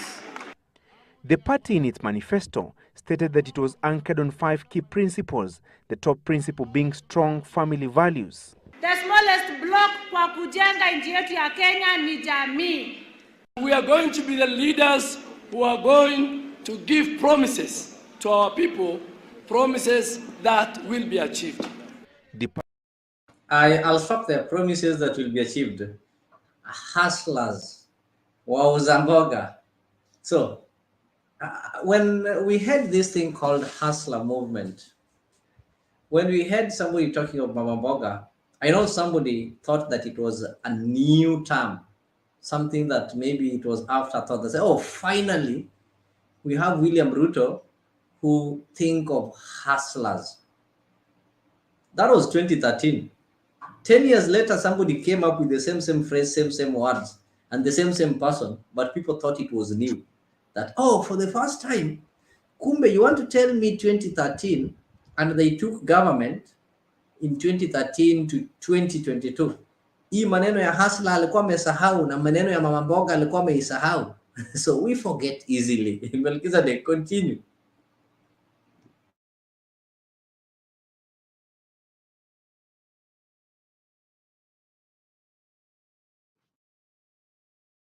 Unmute.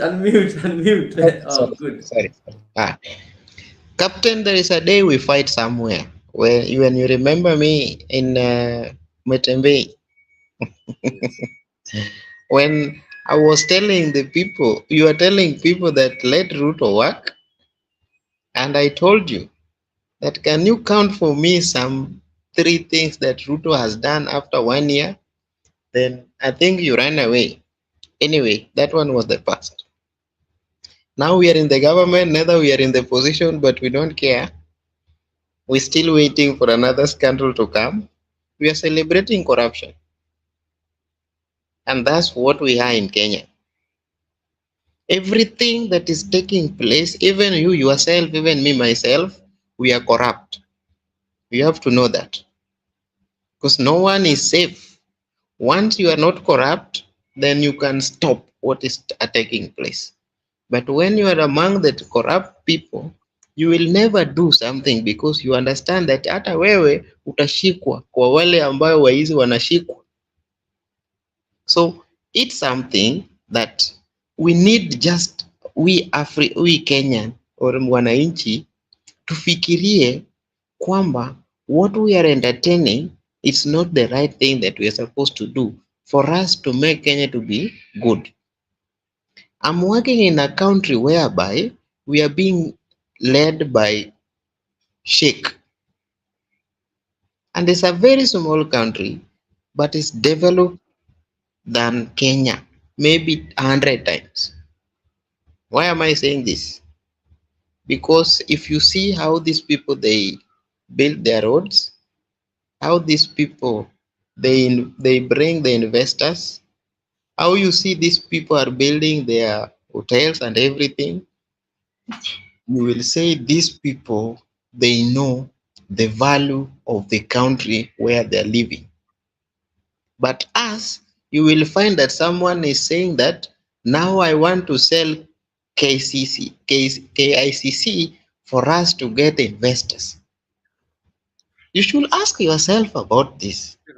If other people are trying to build their country to be good, to look good, to make things work for them so that their future children and their children to enjoy what they have already built, we African or we Kenyans, we are struggle to sell what we are already on the ground. Where are we heading to? That should the question we should ask ourselves. Another thing that I'm realized now, that we like things that we are eating today and we don't think tomorrow. We are only eating today because Captain amekuja ya kwamba amesema I'm the MP of blah blah blah area. nimewapea kila mtu 100, mumeshakula leo na kesho mtakula nini? We should look for long-term goals in our life. That's why you see that most of the people are running away from their country to become the slaves from other peoples that already make their own. If 100%, I'm talking here, you will find that those, if you come out of Africa, you go to Europe, you go to Asia, you go where? You are going there as a slave, whether you like it or not. Whether you are becoming the officer of whatever, but you are a slave there. You are being self in another way that you don't know. But if you are in your country, you are free. You can do anything you want. You can eat what you want, but you cannot do such kind of things where you are. So Kenya, we have a lot and we have everything. We can feed our people with what we have. But we are afraid of one thing. We don't want to use whatever we want to get what we want. And this is the thing that all people are facing. We have engineers, we have teachers, we have doctors, we have everybody there in Kenya. But where is it? People are still looking for other country to go and work. Kama ingekuwa ni mzuri, Kenya Power, kuna wale ambao wanafanya installation, kuna wale ambao wanafanya maintenance, kuna wale ambao wanafanya nini. Kama ilikuwa ni country ambayo inataka kusaidia watu, kwa nini tunaenda shule? You should ask yourself, why do you go to school? We use money to go to use, like you are using money to go and look for more money. But sometimes you are using a lot of money to go and look for less money. This is what is taking place. Mtu alisema hivi, kwa nini usitumie ile pesa yenye unaenda nayo college kuanzia biashara badala ya kuenda college usome biashara na pesa tayari ushapata? Unanipata? Tayari pesa ushapata, unapeana uende usome hiyo biashara ambayo unafaa ufanye. So we are looking for something that we already have, but how to use it is the problem. I want to give you a practical or a true story about where I'm working. You will find someone hakuenda hata shule, hajui kusoma, hajui kuandika, hapo tu na kitu inaitwa experience, na anafanya kazi kukushinda wewe ambaye umeenda mpaka uko na degree kama 10. Unaona? But ukiwekwa naye kwa kazi anakuchapa. So why are we going to school, Kenyans? Because I can say that we don't know what we are doing. But wale ambayo wanajua vizuri kitu ya kukula ni kazi, utapata ya kwamba amekuja hapa, amepata experience vizuri, amefanya maybe 5 to 3 years, amerudi kwao. Hakuna hata boutique, hakuna nini. Na wewe ulianza na yeye, bado utafanya na yeye 10 years, ati unasema kurudi shule ili upate hiyo pesa. We are wasting time, we are wasting money, we are wasting revenue, everything. But we come up saying that we blame the government. We are the government. Because the people that we are seeing there, hata wewe unaweza kuwa president. Hakuna mtu yenye amesema huwezi kuwa president. Hakuna mtu amesema huwezi kuwa the king. Hakuna mtu amesema huwezi kuwa the MP, whatever. But the mentality that we have right now has spoiled everything. And that's why we are believing the government and we are the people who put them on that power. We should think about this one. Captain, you can go ahead as we continue with this. Okay, Nyabaya, I don't know if you are realizing something of a very big sense.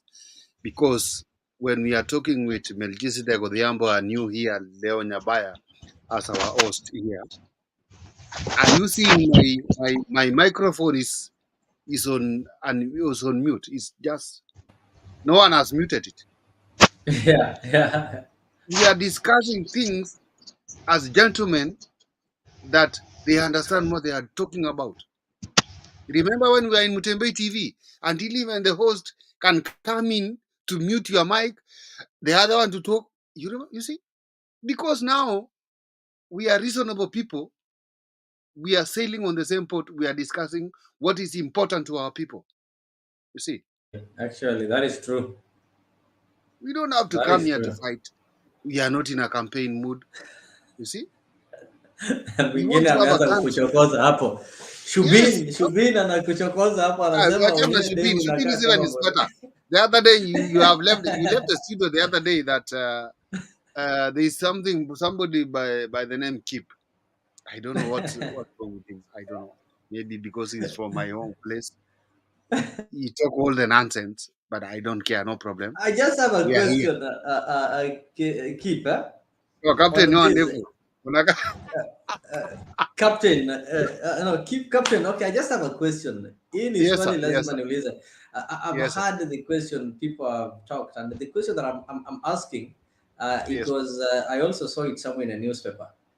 Do you Yeah. think Raila is going to run for 2027? And maybe if he's going to run, what is your take on that? Should he run for 2027? That's the question that people are now asking. Or is it too early? Just the same way umetuambia it is too early for Ruto to realize his mistakes. So do you think Raila should be on the ballot 2027 or yeye sasa achane tu nayo, Wakenya tupambane, tutafute ndume wengine na maisha iendelee? You know, Nyabaya, you are talking of a brand. You are talking of a brand, not a person. That is a brand. A brand. The whole world knows that is a brand. Not just like you can also whether or what. Bro, I cannot dispute that person. If you'll run. And even for me, Will I it have a not be too much? Like Sasa is going to run for the 6th time. Eh? Yes, no problem. Even Tinubu, I don't know Tinubu then for what was the term for Tinubu? Or which time was that? Tinubu is voted now for president for Nigeria. Let me check. Hello, I'll check for is it you. network problem or what? Can I say something about that? Okay. Can I say something about that? Okay. And I know people will fight me, but let me just be frank. Those who are, this one is a brand, is a company, and it's something that if you touch, people can kill you. But I used to stand. I used to call myself one-man squad. If you understand the meaning of one-man squad, it's someone who stands alone. If you are someone that sees the future, this guy has tried his best and he has shown that he's a good leader. But a leader is someone that accepts what is called how we call it. If you're a leader, you have to accept that I'm defeated. But this guy will never accept that he's defeated. He will continue to show and do this. On my side, nilisema ya kwamba for us to move on in Kenya, we should avoid this old politician. The reason is, if someone is MP 20 years, he cannot correct the mistake that started when he sat on that seat. If I'm wrong, someone can correct me. I'll correct you. Leo, wacha nikwambie. Yes. When you are a head teacher or when you are a principal in one school in 20 years, that school will remain the way it is until the day you will leave. because you see everything is okay in that where you are. Even if someone want to tell you, oh, my friend, we need to change this door. This door is okay. Because you know that you already understand what is inside there. But when you bring another head teacher or the principal, you will see the mistake that that door has. So that's why I'm saying that we should avoid this old politician because they already teach other people. So these people that are coming new can take over so that they can change what is taking place in that area. Captain, you wanted to say something? That is Melchizedek's opinion. He feels that Raila should not run because he's been there the longest, and now he should give opportunity to somebody to bring out new ideas. So, Captain, what is your take on that? You've said Raila is a brand, and that is a brand that... Don't blame the old man, bro. Don't play with the old man. That's what I can say. Don't play with the old man. What I can only say is that the old man himself will tell us what next. But for me, what I was trying to say is that he can just frame somebody and say from his politics and the way he has been looking things, the way they are going, he's choosing someone that he can drive his political opinion the way he wants Kenya to be. Raila's opinion for Kenyans is good. It's not a bad one. That is why even where we are right now, even this way, our government now for UDA, why not for Raila, hata hiyo unga mnalalamika sijui 260, why not for Raila hata hiyo unga ingefika 500. Unaona? Angezima juzi na hiyo maandamano sijui hiyo supermarket gani sijui nini, angenyamaza tu hivi, ingepanda ikipanda. But for now you see at least it's dropping down. You see? Raila sio mtu ati atakaa tu akae tu pale. No. In fact, even all the politicians in Kenya, I can say they have come from Raila Odinga. That is Moi, Raila Odinga, hivyo. Hakuna mtu anasema Kenya sahii anajua siasa na kana hajapitia Raila Odinga. I don't see. Who is that? Nani huyo anaweza ongea hivi? Sijui, sioni. Raila is the person. He is the one to tell us, and that is why even I can say, you see now Raila, during this thing of bipartisan talk in Bomas, amenyamaza kidogo. Hatujui nini inaendelea. Hatujui what will come next. You see. That is why sometimes you see Mother Karua anaambiwa, sio sisi tunaenda kwa barabara. Wewe hata leta watu wako tuende. Unaona Raila ametulia, kuna message ana deliver. And there must be a good message there. Relax, serikali ifanye kazi yake. Ndio maybe by 2027 kama itaanguka sana na election tuende tu straightforward vile inafaa iende, Raila anaweza kuwa kwa kiti 2027 kama That's so interesting. That's so interesting, guys. Very interesting. I think as we are winding it up, we are only having 3 minutes left. Actually, we are past 11 minutes past midnight. I just want us to make our final, our final remarks or our final submission as we wind it up. And to our viewers, don't fail to catch up with us tomorrow in the morning from 8 a.m. that is East African time, when we are going to be having the newspaper review. So ensure that you catch up with us so that you get updated, connected in the morning.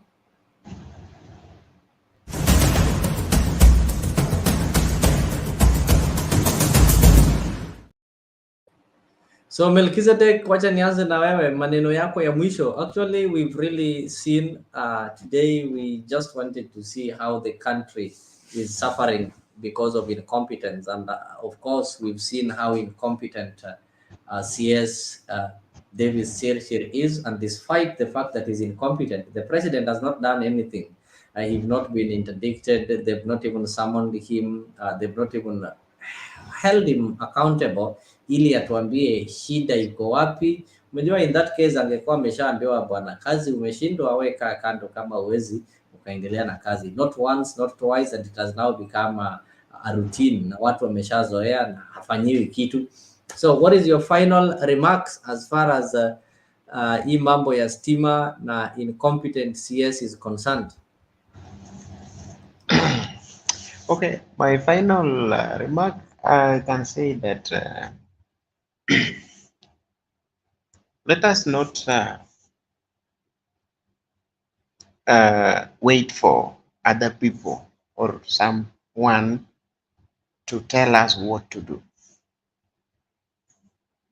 Because once you are grown up and you understand what is taking place around you, you should take action so that in future, even if you have the family, you show them the right path to follow.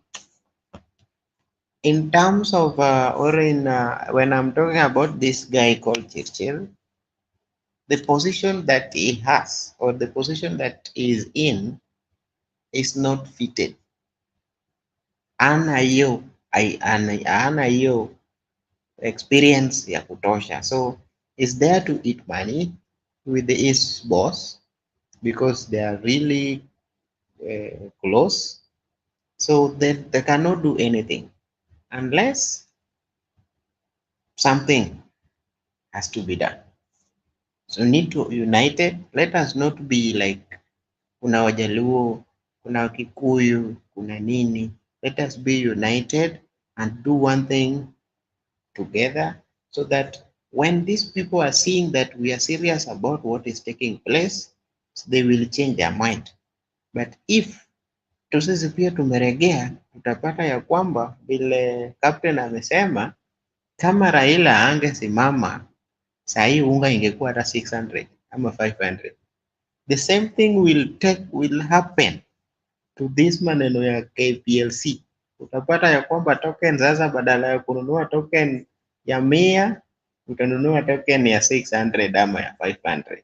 So tujiadhari na tujue ya kwamba you have the power as a wananchi.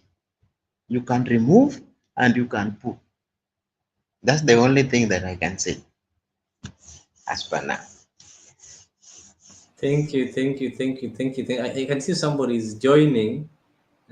Somebody is joining. Karibu sana Mzalendo. Umekuja umechelewa. We've really had some interesting discussion here, but it's still okay. Now that you are here, we won't lock you out. We'll also give you an opportunity to weigh in.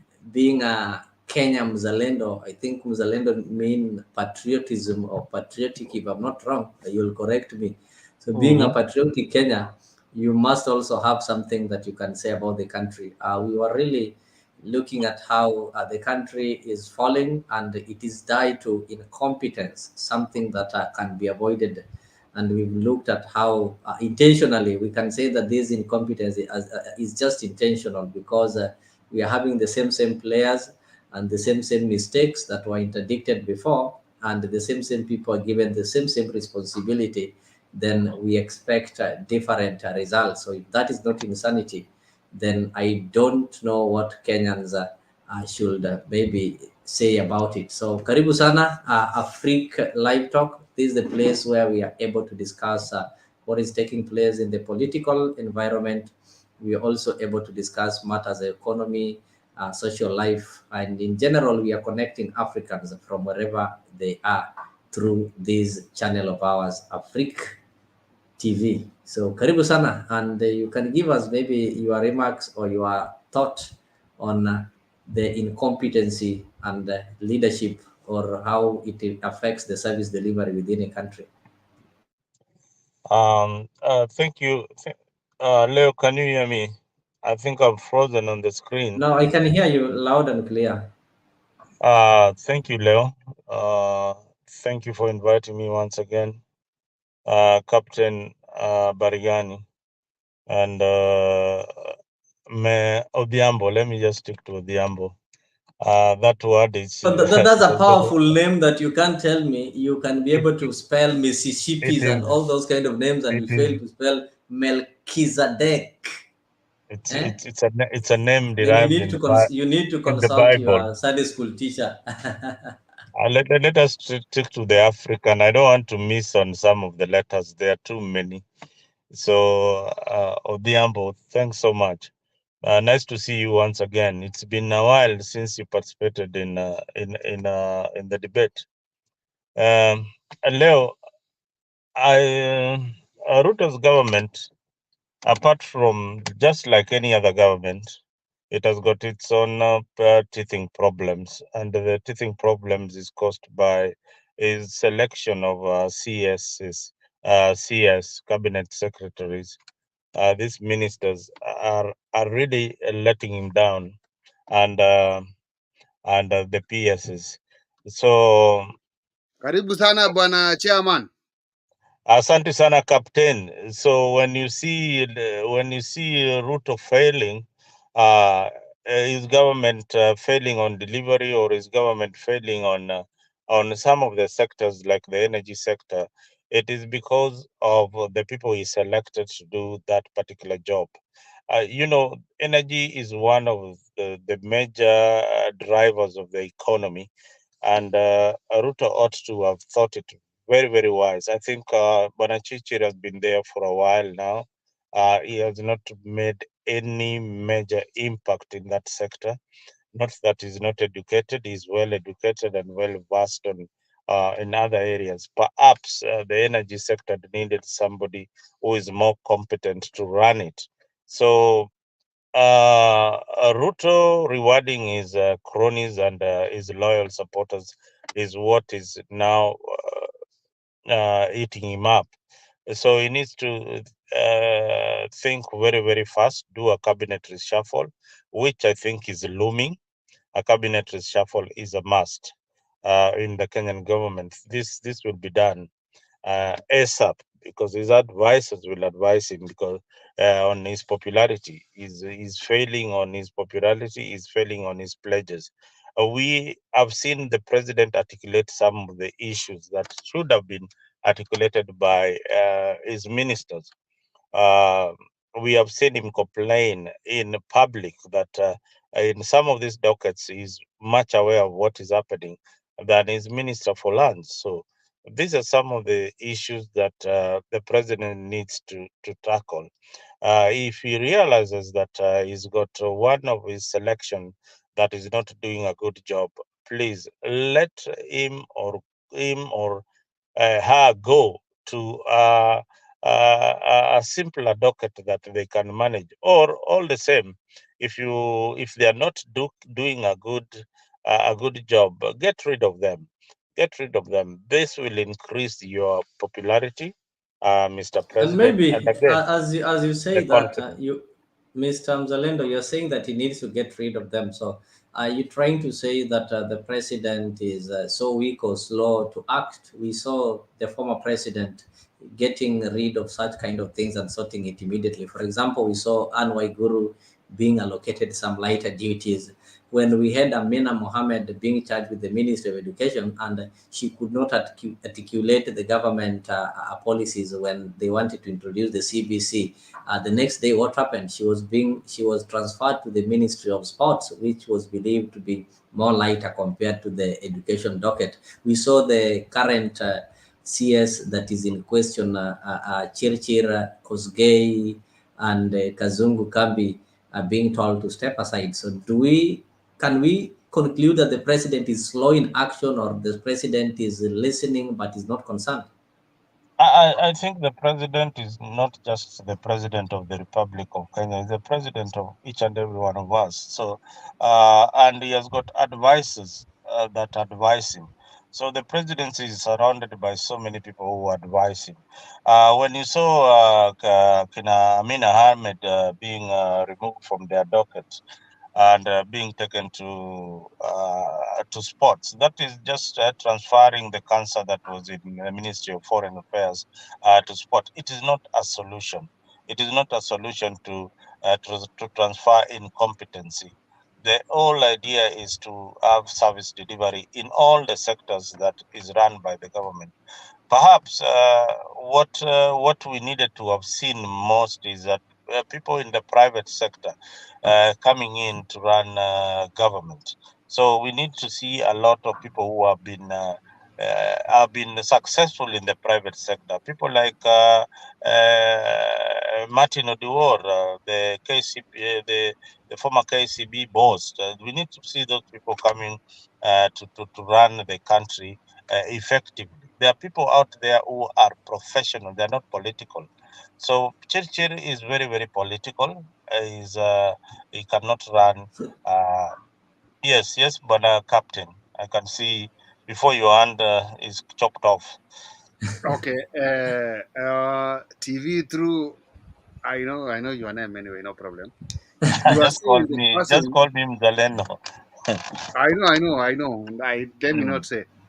Mhm. You are saying the president is advised correctly, but for me, I think I cannot agree with you, because who is this advising the president that when there is a total plug out in the whole country, is a good advice to president?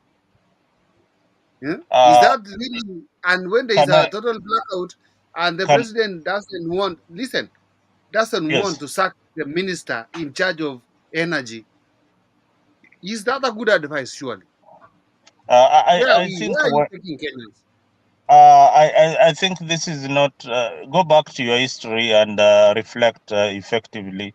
This is not the first time Kenya has had a total blackout throughout the country. Kibaki had it, Uhuru had it, and nobody was sacked. So it is not that sacking is always a solution. Sacking is not a solution. It's okay, Mzalendo. It's okay. I understand what you want to mean. Let me ask you, Mzalendo. You are married now. You marry a woman with a baby. Will that woman come to your house with the same behavior from the other previous house where you was married before? You have to streamline that woman to be straightforward to your marriage and the rules of your house.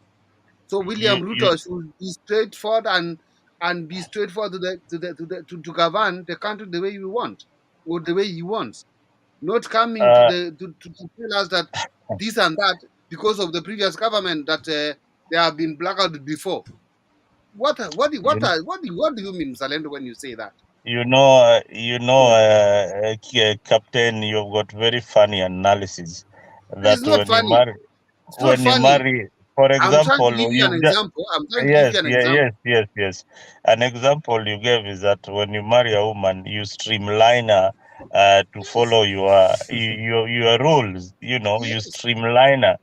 Like she came dented with a lot of dents, so unampiga msasa ama panel beating ndio exactly. anyoroke. Exactly. In the first place, before you bring her, you have to do some due diligence and see that Anna is and she doesn't need to be streamlined. She's a wife material. She's coming in and fitting in your family and moving on forward. She doesn't need to be streamlined. Suppose you are the problem. Suppose you are the problem. Then it brings a totally different concept of the whole thing. You might be the problem. That's why you are getting another woman. So uliwachwa kwa sababu uko na shida, so Okay. ukileta mwingine Just bado give ni me. shida tu. Abaya, give me from there. Give me Abaya. Give me. Abaya. Okay. You've been playing the previous mistakes of Chirchir, and Musalendo is taking us back there. Actually, Chirchir has been having a lot of problems. So he when you are knows telling us, Chirchir have had problems I have everywhere. Captain, let me just correct you. I have said, Chirchir has been in government for the longest time and he has not performed. It is high and time just listen, be a good listener. It is high time that the President of the Republic of Kenya removes him from that docket, because that docket is very, very important as an economy driver. The energy sector is the most important thing. it drives the economy. If we can't have somebody who is competent, if we had somebody who is competent, Kenya today would be thinking about alternative sources of energy, like nuclear energy. Yeah, we are still grounded with dams and geothermal things which are archaic and old-fashioned. Let us look at modern ways and effective ways of managing power. And listen, our power depends on rainfall. With this century, with the issue of climate change and all those kind of things, when it is not going to rain, then there'll be a lot of power rationing. Let us talk the right things. Let us address the right issues in the right manner. The government of Kenya is taking us back to the 60s. We are moving to the 21st century, where energy is driven by the wind, energy is driven by solar, energy is driven by nuclear. Yeah, so we need to think on those lines. Okay, Mzalendo. So do you think now, because we are depending on natural things like wind power and so on, Chirchir can behave acrobatically the way he's behaving right now? I have told you, and I keep on telling you. I'll tell you, and until you get it like a kindergarten kid, that Chirchir is not fit for the job. That's where I want now. That's where I want. Chirchir is not fit for the job. Yeah, Chirchir is not fit for the job. Let him get a different docket. Yeah, because he has failed. He has failed. It is not the time that he has been involved in graft. He's been mentioned in so many things. So personally, I think he should have stepped down, to let somebody else take over that particular docket. The president can look for him other duties. If he thinks that he needs him, he can put him in other sectors that probably don't need much of attention, like the energy sector. Nabaya, continue I from think there. that is now okay. So Zalendo, we were winding up our Oh, show okay. because it is almost 30 minutes past midnight. But before we wind up, there's a question on that I just want to ask you three questions. Question number one: do you think that is based on this is a question that is now disturbing every Kenyan and every politician or every political analyst? Do you think Raila is going to run in 2027? Then question number two, do you think he should run? And lastly, is there anybody who will fit in his feet? Shall he not run in 2027? Maybe if you can answer those three questions, then you can give us an opportunity to wind up our show. The first one, can you repeat? Is Raila running in... First one, is Raila running in 2027? Question one. Question two, should he run? Then question three, if in any case he doesn't run, is there anybody who will match his energy in that elections? Remembering that William Ruto will obviously have to defend his seat unless otherwise. First, let me just start with where we have a problem in our politics. Our problem is Kenya is still playing tribal politics. A lot of us are either affiliated politically by tribe, and that's the more reason why Raila gets his energy. That's the more reason why Kalonzo has energy. That's the more reason why Uhuru feels that is still needed in the political circles, because some of these people are driven, have got loyalty in tribe, and the tribesmen are telling them, it's not time to go. So for a good dancer, each and every time, I should know that it is the right time for me to leave the stage. We have had, I want to give you an analysis of football. We have had Cristiano Ronaldo coming into Manchester United, then later on moving to Real Madrid. Then today is playing for a team in Saudi Arabia. It gives you an analysis that this guy cannot perform the way he used to perform. Politics is also like that. You have to reach a time where you have to pass the baton to the next generation. There is a next generation of politicians who are eagerly waiting for the wisdom of Raila Odinga to guide them through. There's another generation who are waiting to move this country forward. Should Raila run in 2027? My answer is, if it is my opinion, he has lost more than 5 times. That's not a good gesture for him to attempt to run for the 6th consecutive time. For me, I think Raila has done his bit for the Republic of Kenya. He has achieved whatever he wanted to achieve, other than just the presidency. He has been a prime minister of the Republic of Kenya. He is a senior citizen that we will miss in the political arena. But again, it is high time that he lets other people take that particular space. So if he's going to run in 2027, I think it will be a walkover for William Ruto. If Raila runs for 2027, it will be a very, very big walkover for him. So he needs to really, really think that is running in 2027 will divide the country further into tribal politics, and again push people like Kalonzo into URP alliance. So is running in 2027 is very, very dangerous, very, very dangerous in the political arena, because some of these tribal leaders, like the Wiper leader, has been telling his community it is now our time for us to lead. We have been supporting all these communities for the longest time, so ni wakati wetu pia sisi tuchukue ushukani, and they cannot stay on the fence again and wait for another 10 years for Kalonzo to run. Kalonzo is also getting old. When Raila runs in 2027, how old will he be? He'll be around 82 years. But he's still young. He's still young. He looks young. He looks energetic. Biden is still running in office here. Age is just a number in Africa. And if you are going to look at African history, look at Museveni, Raila appetite.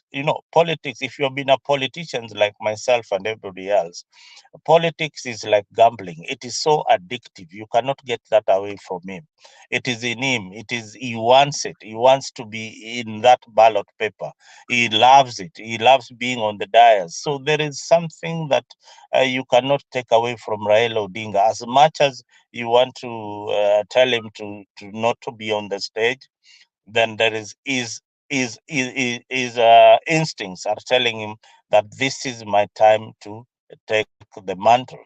So it is difficult. It's a very, very difficult situation for Raila, because his mind, his body is telling him, I need to be on that ballot. His people are also telling him, you are the only candidate. We cannot have anything other than Raila Odinga on the ballot. Leo Nyamane will not vote if he doesn't see Raila's image on that particular paper. So that is the danger that we are having. Our politics is surrounded by these tribal kings, and these tribal kings control a huge number of our population. So that is the danger. Thank you. Captain, maybe you can give your response, then you give your closing remarks. It's okay. Proceed. Okay, no problem. What I'm trying to hear from Mzalendo is that if Raila will come into 2027 politics, it will not be a good picture. But we can flash back what the leader of majority the other day was speaking, because he was so passionate that he can even run with Kalonzo Musyoka, if not Raila Odinga, to be on the ballot with William Ruto. I don't know if you people are aware of that. Kimani Ichung'wah himself said that if Raila will not be running, then it means they will have an easy way. They don't even need to campaign. They'll have an easy way. William Ruto, you sit aside I run Yes, against yes. Kalonzo, then after winning this seat, I'll now resign and give it to you. That is what he meant. I don't That's what know. now I'm going back to Muzalendo. What Muzalendo is meaning, what is he telling us now? It's like he's telling us we don't have to go to ballot or what? You see? No, I'm not saying that you don't have to go to the ballot. What I'm saying is that if we can have a situation whereby Ruto becomes so unpopular like Moi in 2002, and then Raila says Kibaki Tosha. If you can have a Kibaki, if you can have a Tosha moment for Kalonzo, then that is it. That is it. But the situation, the way it is politically right now, is that I don't see Raila's handlers letting him say Kalonzo Tosha. And the reason why I am saying this is because most of the people who are either MPs or governors in Raila's political party depend on him to be on the ballot so that they can win these seats that they normally get. If you look at the Nyanza political scene, Nyanza political scene, we hardly get new players into the game because most of them are either are in ODM, and Raila only has to lift your hand up for you to become a member of parliament or a governor. So they depend on him. They depend on him so much to be on the ballot. If he's not on the ballot, then they will probably have a new kind of political life. So that is the biggest problem. That is the challenge that is having right now. So what I mean, Muzalendo, is that the killer of William Ruto's political whatever is to be killed by Raila Odinga. If Raila Odinga will not be in the ballot, and then you give us Kalonzo Musyoka, then you are giving him a walk on the park. Nothing else. We can do that. Captain, remember, this guy beat Raila Odinga and the government while he was outside. Okay. Remember that each and every time No, that Mr. Ruto Muzalendo, I just beg maybe not to disagree with you, but Ruto was an outsider when he beat I just want to Uhuru inform and you on that. Raila.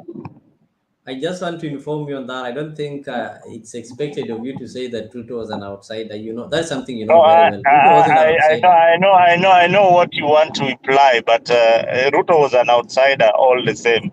Raila was in Ruto government. had everybody in all the departments of the government. Ruto wasn't an outsider. Look at the current government. It doesn't matter. You knew all that, didn't you? So you just need to say that Ruto played a victim and pretended that he was an outsider, yet in real sense he was the insider. So sometimes you just need to speak the truth. So maybe now is in the not the people in Azimio. Uhuru Kenyatta was the president, not as the people in Azimio. Uhuru Kenyatta was in the president of the Republic of Kenya. Don't bring in Azimio there. Uhuru Kenyatta was the president. Uhuru Kenyatta's candidate was Raila Odinga. Uhuru Kenyatta at the baton. Uhuru Kenyatta was in charge. Uhuru Kenyatta got briefings from NSAS on a daily basis, just like the opposition, just like his deputy. But did they do due diligence? No, they didn't. They slept on their job. Now this is the man now that is in power right now, with all the facilities that Uhuru had. With all the facilities that Uhuru had now doubled up. Do you think that you can beat him, my friend? But that is why Captain is asking you, you know the man you are talking of. Then do you think Kalonzo can beat him? That's the question, because you are telling us that Kalonzo should be given an opportunity. Kalonzo can beat him if we create a euphoria, a euphoric support on Kalonzo, the way Kibaki got. But without euphoric support, he's out. He can't get it. He can't get it. Neither can Raila. If Raila can get the euphoric support that Kibaki got in 2002, Ruto will be out. But look at our politics. Our politics is driven by tribe. As much as you want to be logic, and you want to look at everything, people don't really care about the cost of living. I am telling you, Kenyans are interesting. We care about the cost of living, but majority, go to Sigoi where it comes from. Go to Eldoret where people are now buying fuel at that heavy price. They will tell you, I want you are a media house, go there and interview people on the streets. They'll tell you, oh, serikali ni ngumu, lakini come 2027 Ruto bado tunampigia kura. It is wacha nimkaribishe kabla tumkate nje mzalendo, namuona Secretary General. Manake when you are discussing parties, umejua SG pia kuna chama chake hapa na hatujui amejipanga aje nani. Huyu anaitwa atakwambia pa chama chake, na uone ukichoka na UDA ama ODM, tuko na SG hapa. SG karibu. Mzuri sana, habari, unanisikia? Na kusikia kabisa. Iko captain anauliza huyu ni Sifuna ama huyu ni nani? Unajua chama ni Kenya ni iko na chama mingi. We are in a multi-party democracy. Na kitu ambacho naweza ambia Wakenya wengi ambao is a trend in Kenya ni kwamba chama ambacho hata kinashinda, tuseme hata UDA ilishinda, because I'm one person who believes they only colored the basket. Ilipojaa vizuri hiyo ingine ikakuwa top up, wakatop up, Chebukati akapatiwa bilioni yake ndio wakaweza kushinda. But this is the question about the party. Since 1978, any party that takes you to power, in the next election, you have to either quote it, merge with another one with another name, so that at least you can challenge for power. And this is a free research, I can tell you. 2027, if you're going to get there, UDA will be dead. They have to rejuvenate the party, make it look better. Watoe mayelo zingine, waweke kitu fulani, waiweke iwe UDA asiri or something, for there to even challenge for 2027. And I'm telling you, because you know what happened in 1997. You know what happened when KANU now or transiting. It was NAK. NAK ikatoka, ilikuwa PNU, ilikuwa NAK. Unakumbuka? TNA and URP wakachange wakamaji. But SG, just on that, do you think they keep on changing these parties? Kwa sababu saa hii watu wamechoka, tuseme watu wamechoka na UDA.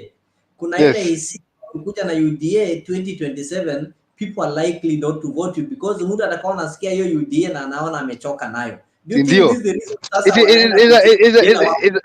na slogan nyingine uone ni kama ni kitu kingine? Is a natural it's natural in Kenyans. What I've come to understand them, they have a very weird queer behavior. They want new things, dynamic things. You know, UDA in 20, so let me tell you, the people who follow UDA, because I live amongst them, in before 2022, wakati sasa mwezi wa 8 mwezi wa 7, as we were coming to form new UDA, it was very popular, very new, and kila mtu alikuwa anafurahia, anasema UDA. But go today, saa hii ngoja nikuambie, hata hiyo slogan ya hustler, sijui bottom up, it will not be able to sell that one unless, na ndio nasema, unless something miraculously happened to UDA. Sijui ni nini, but I can assure you the constituency that I'm so sure will deviate from that, particularly the Kikuyus, will not vote for that chama. That one you can take it to the bank.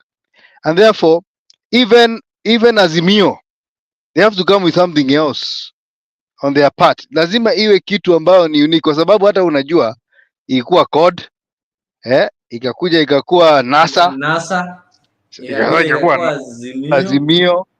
Sasa sijui 2027 itakuwa nini, but I can assure you Kenyans, lazima you brand your car, rebrand yourself for you to get. Lakini ukikuja sijui tutatoa watu hapa chini tuwapeleke juu, hiyo story imeisha. Sikudanganyi like my brother, mi niko Mount Kenya. Mtu yote ni mkulima ya kahawa ambaye alikuwa ameambiwa kuhusu minimum sijui minimum what, kuna kitu hadithi nyingine tulikuwa napewa na huyu deputy president, minimum guarantee, ati mimi kazi yangu itakuwa vitu tatu, itakuwa maziwa, kahawa, macadamia, majani chai. You know, hizo vitu ndizo zilikuwa zinamwambia atakuwa president. I can assure you any farmer of macadamia cannot vote UDA inside again, because they have messed up. Walikuja wakaita wale wazungu makatel, wakawafukuza. Sasa macadamia inanunuliwa 10 bob per kg. Mtu wa macadamia, unless he's a mad person, na I can tell you our people, they are not stupid. Mtu hawezi enda kupanga line apigia UDA kura na macadamia imeisha. Mtu wa kahawa hawezi pigia UDA kura na macadamia imeisha na kahawa imeisha. Mtu wa majani hawezi piga kura na majani imeisha. Mtu wa maziwa hawezi piga kura na majani na maziwa imeisha. Hata nguruwe sasa hivi inakuwa charged. Sasa hivi ukipeleka nguruwe huko bali inaitangwa KFC, inaitangwa nini? Farmers Choice. Unaitishwa ETR. Ni watu wangapi wana ETR? Huyo mtu ataenda kupigia UDA kura. So we are very happy on how Ruto is vandalizing the economy, na najua kwamba hata kama wewe hujafikiwa na hii mismanagement na bad policies of UDA utafikiwa, because I can tell you watu wa bodaboda sasa hawasikia huyo mtu because ya mafuta. Watu wa Uber hawasikia huyo mtu kwa sababu ya Uber. Hawkers wamemwagiwa njugu na kila kitu huku Nairobi, hawawezi sikia huyo mtu. So at the end of the day I can tell you it is not going to get better for UDA. It is not even get better for this country. Everything is in a mess. Hakuna kitu inafanya kazi. Saa hii nasikia hata polisi, nasikia mpaka walimu wameambiwa saa hii kwa sababu NHIF ni mpya inakuja, hiyo mambo wajilipie kwanza. It is becoming difficult. And these are not stories. These are reality. Sisi tuko ground. This is the worst president that is going to have ever stepped into presidency in this world, because of his bad policy, because of his anasiita difficult decisions, but these are very bad policies. Una change kila kitu na mwaka moja, and it will affect his unless aibe bilioni 3, of which ukiimba milioni 3 ya kura, which will not be si kama hii ingine.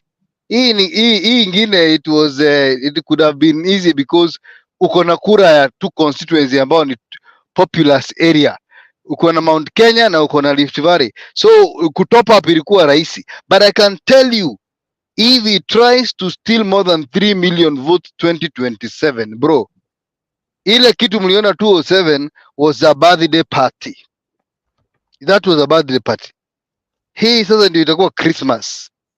Hapa sasa ndio watu wanakurana na mdomo, because we are every day seeing these people on TV. It is painful. Can you imagine ati leo mtu anaitwa deputy president anaambia watu huko Baringo ati ya kwamba generator iliharibika kwa sababu ni fake. Ati Huru alinunua generator fake ndio sababu na generator ilikuwa inajua ya kwamba Ruto atashinda. So wakati sasa wameshinda na wamekaa 1 year ndio itaanza kuharibika, ndio waharibie jina. Are we fools? We are not fools, bro. So hii serikali hii ni ya kishetani, na tunashukuru Mungu sana kwa sababu it's disorganizing this government. Generator nani likataa kuwaka? CJKA huku sikia leo deputy president akisema hiyo ni fake, ati zilinunuliwa vitu fake. Sasa tunashangaa kwa nini anasema ukweli ama anadanganya. Sasa let me ask you, kama kutoka siku ile JKA tunaijua, hata wewe unajua, umepitia huko miaka mingi, umeshaiona blackout mara 3 in a row? Something is very wrong. So mismanagement, and I will tell you why there is a blackout in Kenya, because people are not speaking this, but it's the truth. Biggest percentage of electricity, it is generated through generators that are diesel propelled. Hii diesel hawalipi tena. Ile diesel imekuja ni grade ya chini sana, so imeharibu generator mingi. I'm telling you things that I'm seen.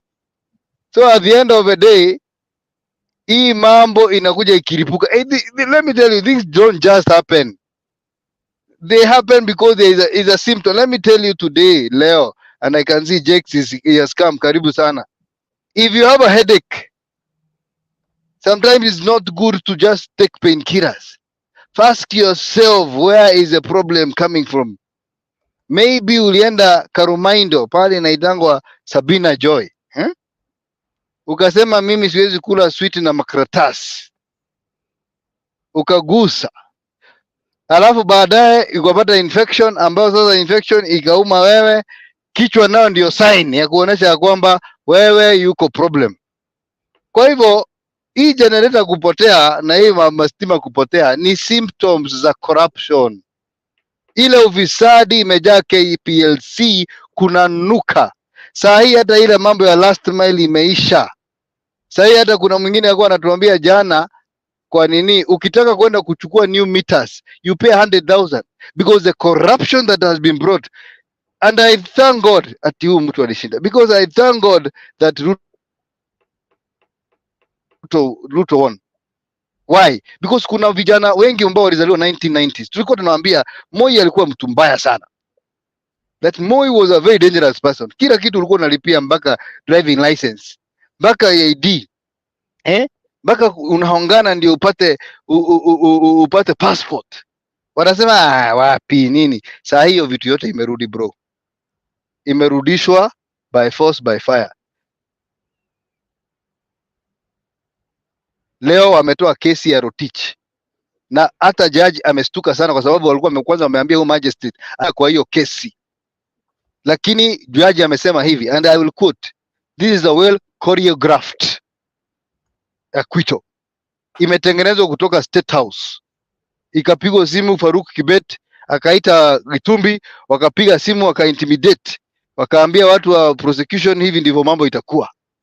Hakuna sheria inatumika katika nchi, na mtu asikuja kutuambia ati atashika polisi sijui mwizi wa kuku. Hiyo sasa ni ujinga. Kama wewe unanisikia na ni Mkenya na uko na nafasi ya kuiba saa hii, kwa sababu kila mtu ni mwizi, kuanzia rais, deputy president, na waza kutuambia sisi ati ya kwamba kuna kitu wanapigana nayo inaitwa corruption. There is nothing they are doing. These are evil people. That is what is happening on the ground. Na unaona EACC wakikimbiza polisi hapa na 50 bob. Na watu wameiba sakuwa.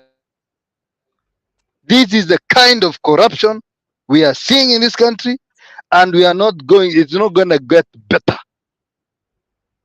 So where's SG? Yes. Hii position ya nani ya huyu jamaa anaitwa Faruk Kibet ilikuwa position ya nani kwa wakati wa Uhuru ama wakati wa Kibaki ama Moi? Position gani hiyo? Inaitwaje hiyo position? Ni nafasi gani hiyo? Hiyo ni Mr. Fixit, inaitwa Mr. Fixit. Ni mtu wa kwa nani alikuwa na fix kwa wakati wa Uhuru?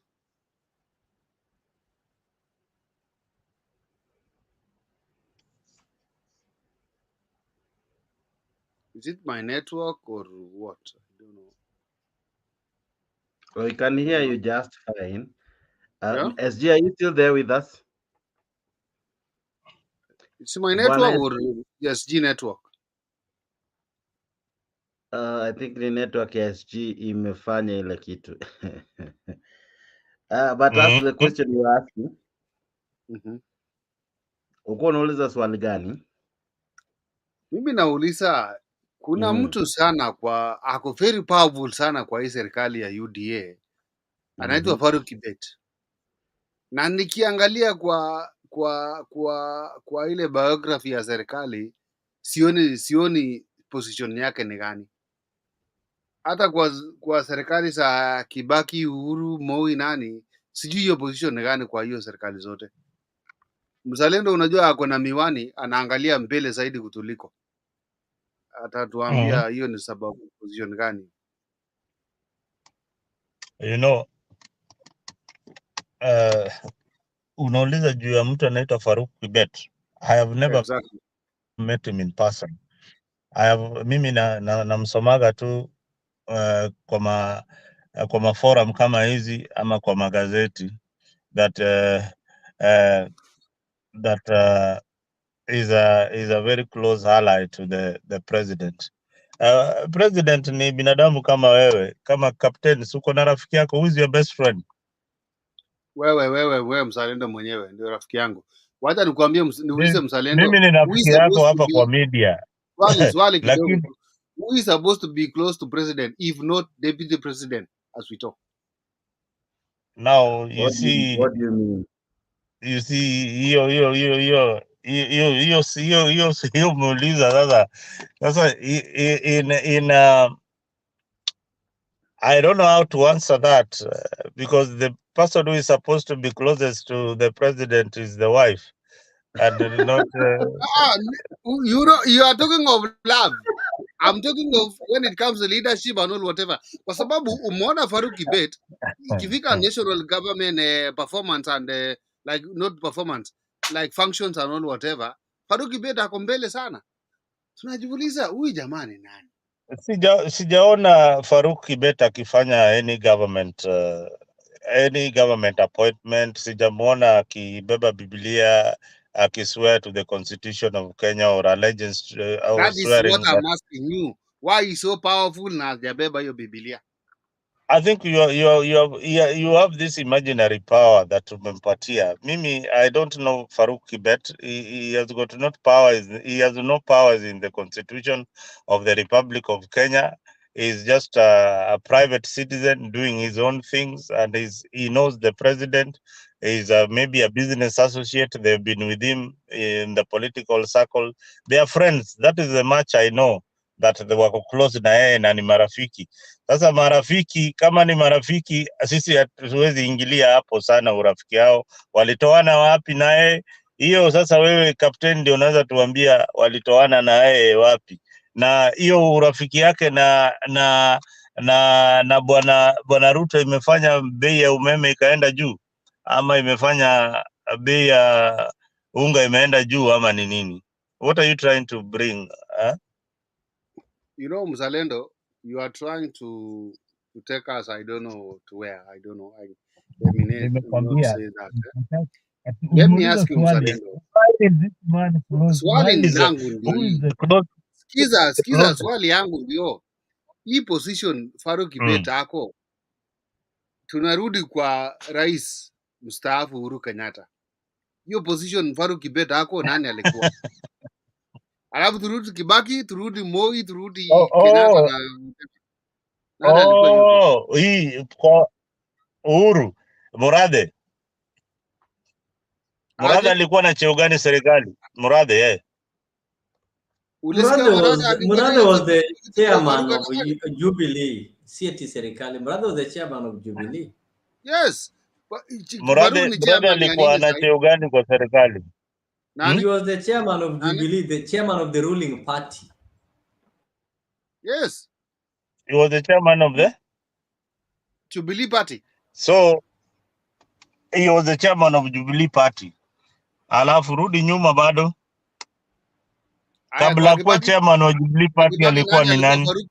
Nani alikuwa Faruk wa Kibaki? Nani alikuwa Faruk wa Kibaki?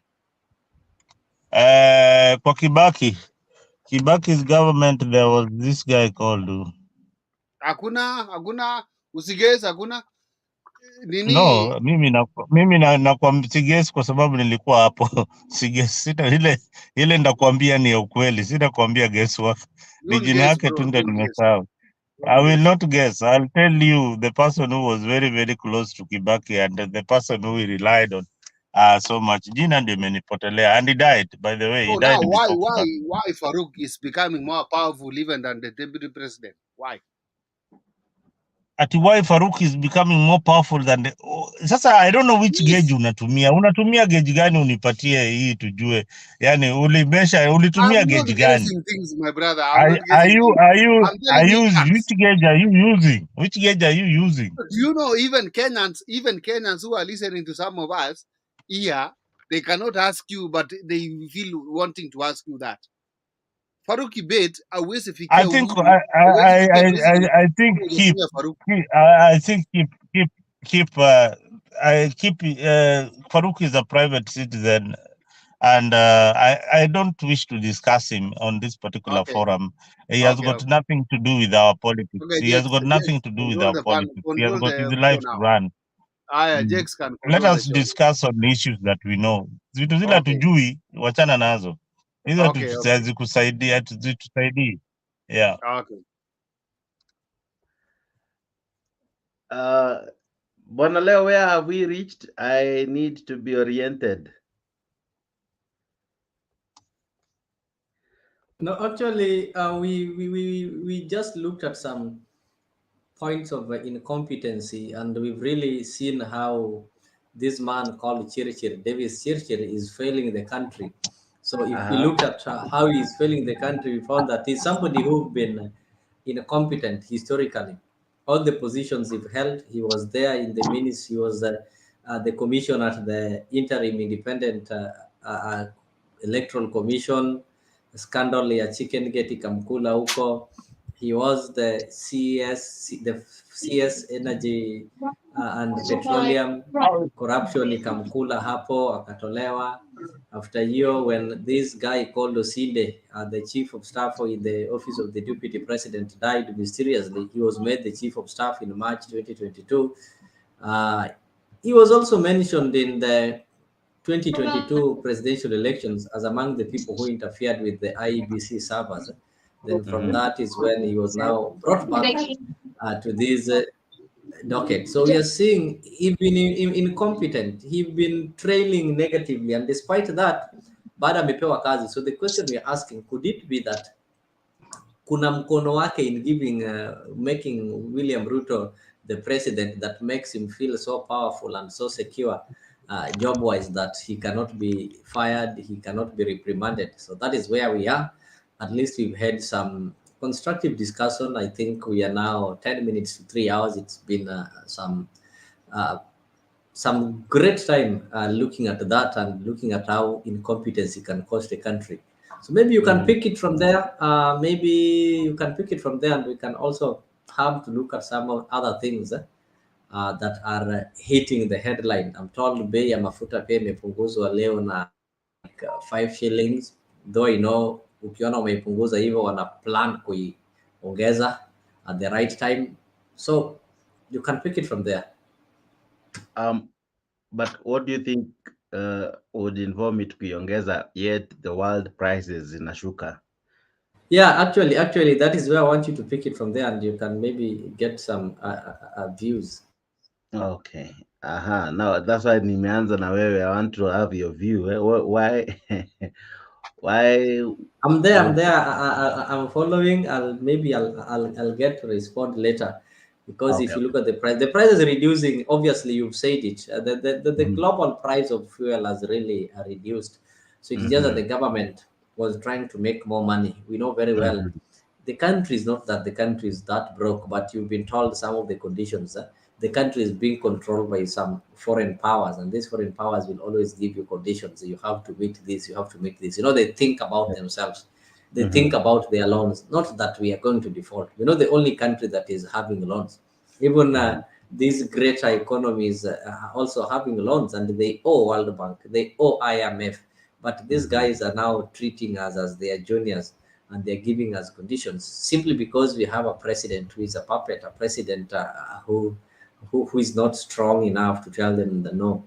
So that is what we are paying for. And if you see it drop, it doesn't drop maybe in the ratio of how it has dropped globally, but it is just a small drop to give you some, because people are, late people are losing hope, people are complaining everywhere, hustlers are sending some messages, and the government is like, it is losing it. So try to regain, to get some grip. They have to do something positive so that you at least forget and relax kidogo as they plan how to hurt you next. So that is maybe my thought on that. Okay. Bwana Captain, what do you think is informing the low prices? And Leo is saying it's a ploy that saizi imeshukwa lakini itapanda very soon. What are you saying? Wanadai ya kwamba imeshuka lakini itapanda. Do you agree with that observation? Nini mafuta ama? Mafuta imeshuka na shilingi 5, shilingi 2 kwa diesel na shilingi 4 kwa mafuta taa. And do you think the price that have fallen down is supposed to be like that? 5 shillings, surely. Many were waiting for huge drops. Some were saying tulikuwa tunangojea 30 bob, wengine wangoja 10 bob.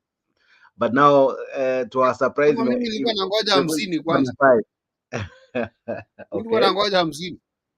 Kila mahali. So anyway, I don't know. It maybe it's because we've been having a lot of noise from the public. We've been having a lot of noise from platforms like these ones. Maybe the government now they are trying to wake up and say, hey, ni kama watu kumbe wanatuangalia.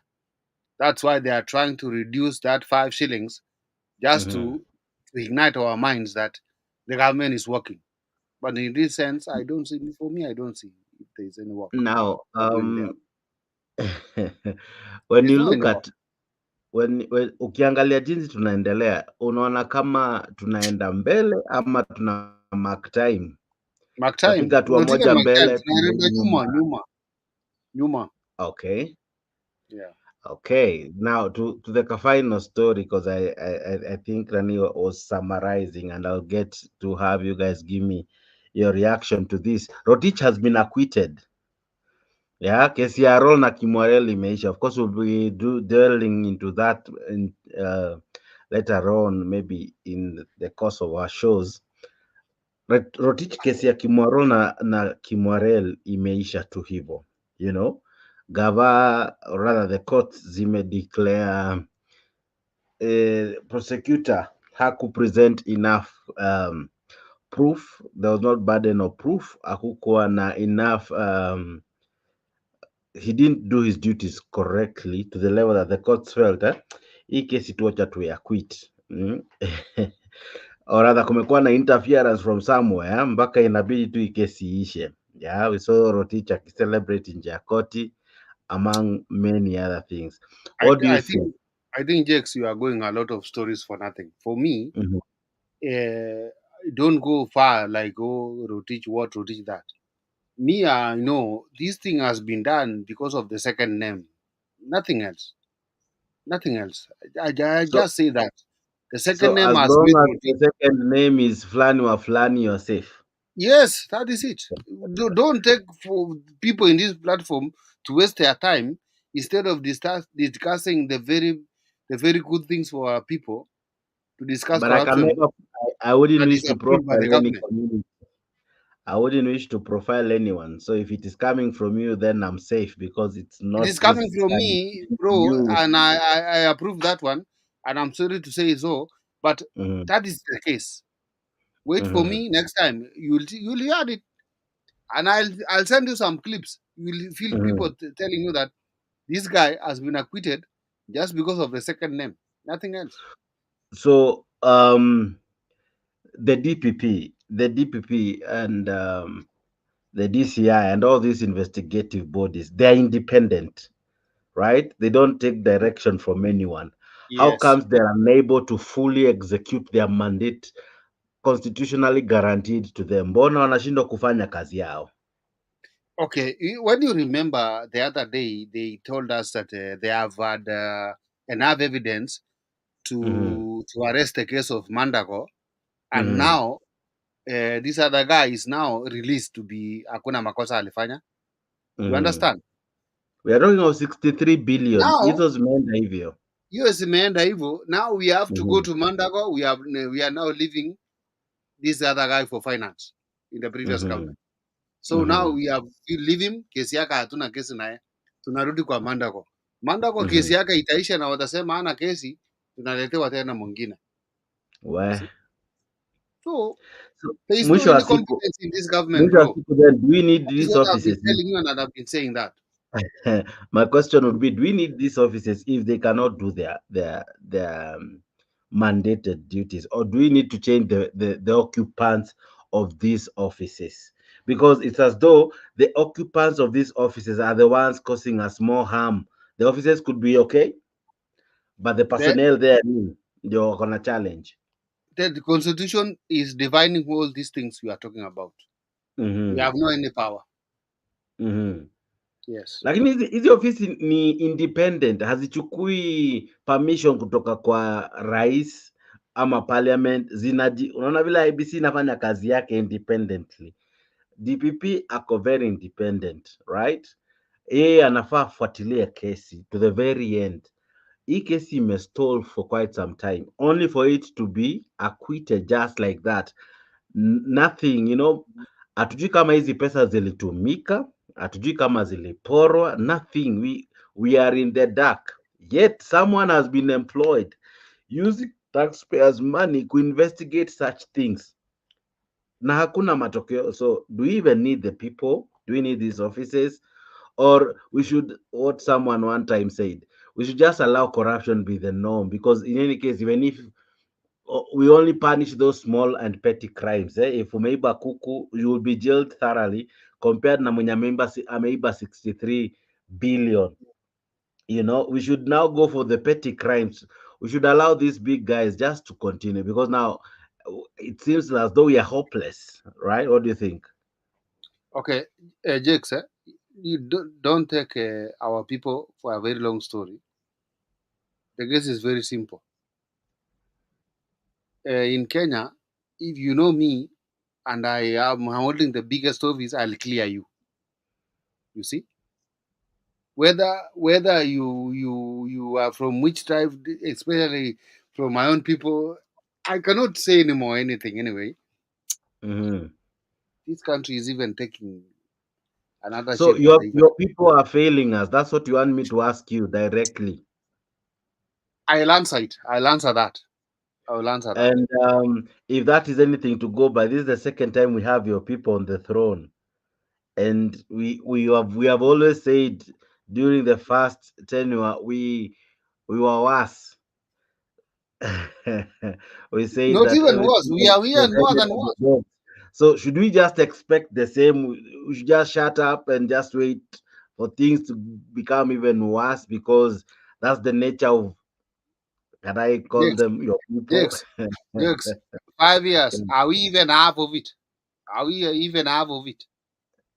Tukiruka mwaka twende mwezi wa ngapi ndio tutakuwa half of it. Yeah.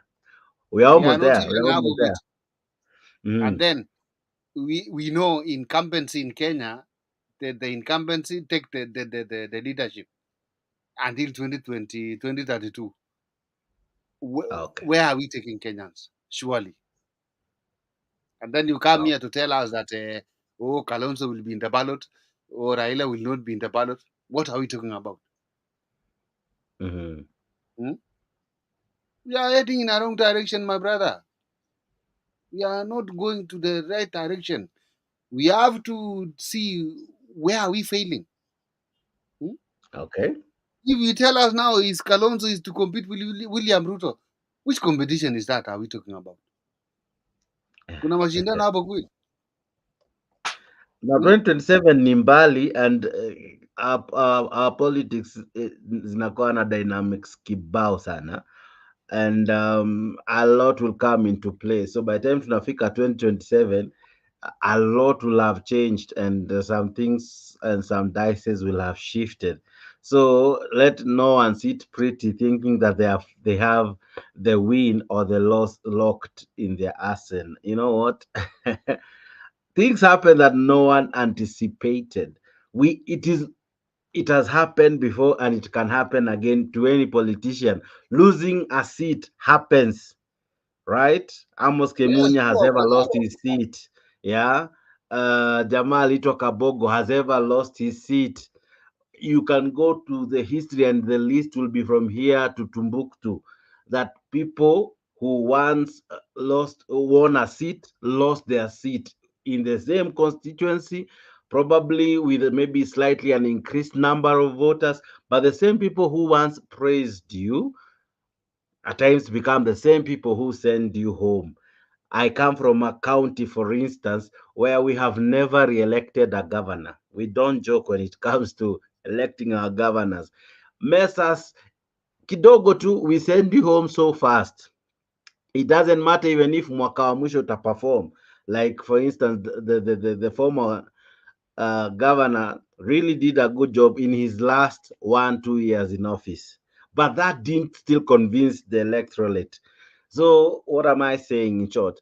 That it is not always automatic that since umeishi kuwin, that it is almost obvious utawin 2027. It's not always obvious. Things change, and people change their mind. You know, people do change their mind, people do change their standing. There is no one who has been fixed to any political party, or he's solely behind someone forever. No, people change their loyalties. One time Babu Owino, not Babu Owino, this guy from the minister for sports, anaitwa nani, Ababu na Mwamba, one time sworn an allegiance to none other than Raila Odinga. You know, one time he was a staunch supporter of the former PM. Where is he now? He is a cabinet secretary, not in Raila's government, but in Ruto's.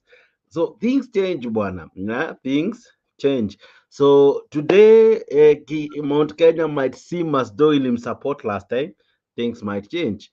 Eldoret might have supported him. Seriously, you never know. You just never know. And the more things are going, as I can tell you, I wish we had a by-election, or rather, I wish we had an IBC, and we have a by-election now.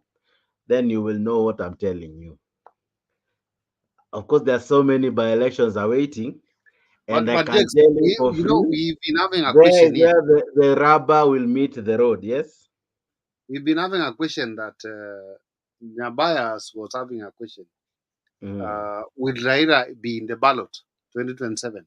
For me, it really doesn't matter whether he's in or not. The issue is, will is the voter now fully educated to know that choices have consequences?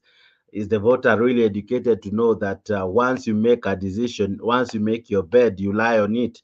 Is the voter really prepared to make a resounding change?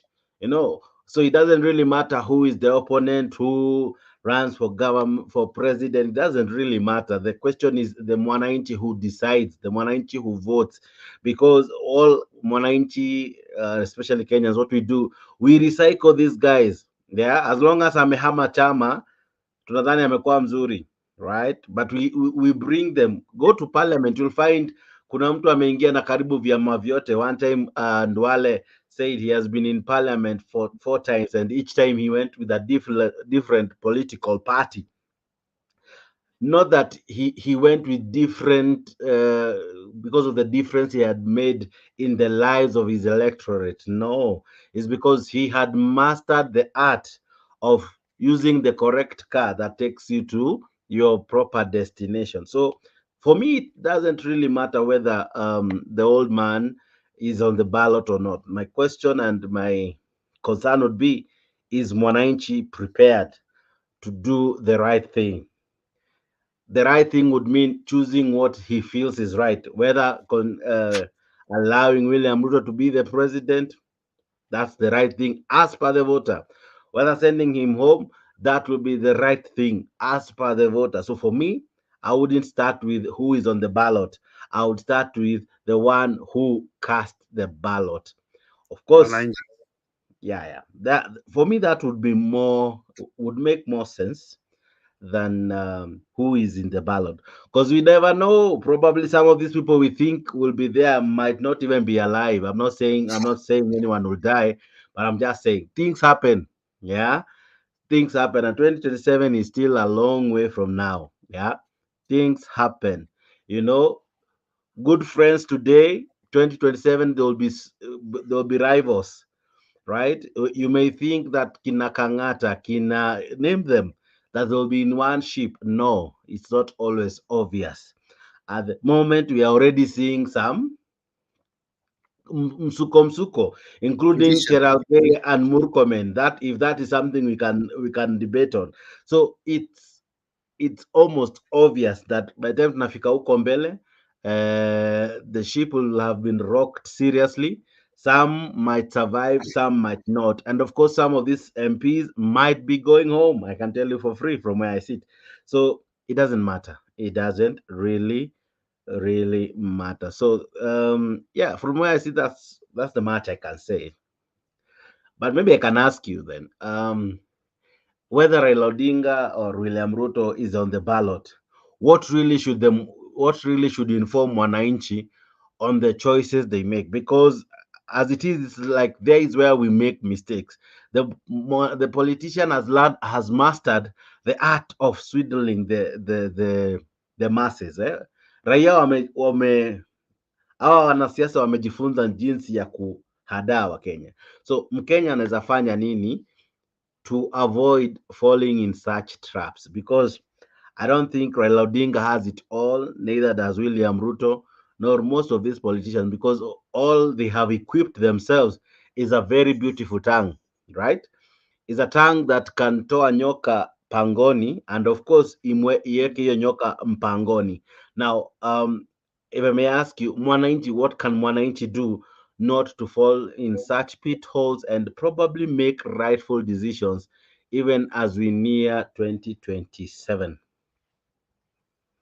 Okay, you know, Jakes, there is no way mwananchi can change anything. Mwananchi will go to the ballot, atacast vote yake, anaenda nyumbani. Kura zitahesabiwa form 32, sijui form 30 something, sijui form 70 what, inaenda pale Bomas. Tunakuja tunapewa results zingine, we will not know kama nani alishinda ama whoever watasema atashinda, tutashukuru hivyo. Lakini for me, mimi kama mwananchi na wewe tunateswa sana. Sijui mapema ndio best, mapema sijui ifanyike nini, lakini wale pale mbele wanajua mambo yao vile wanaenda kufanya. You see? Yes. So now what we have to do is we have that trust between us. Like now, Jakes, if I send you somewhere now, Jakes, niko na shida hivi, enda mahali nishughulikie hivi na hivi na hivi, you will not want to go out of your good heart.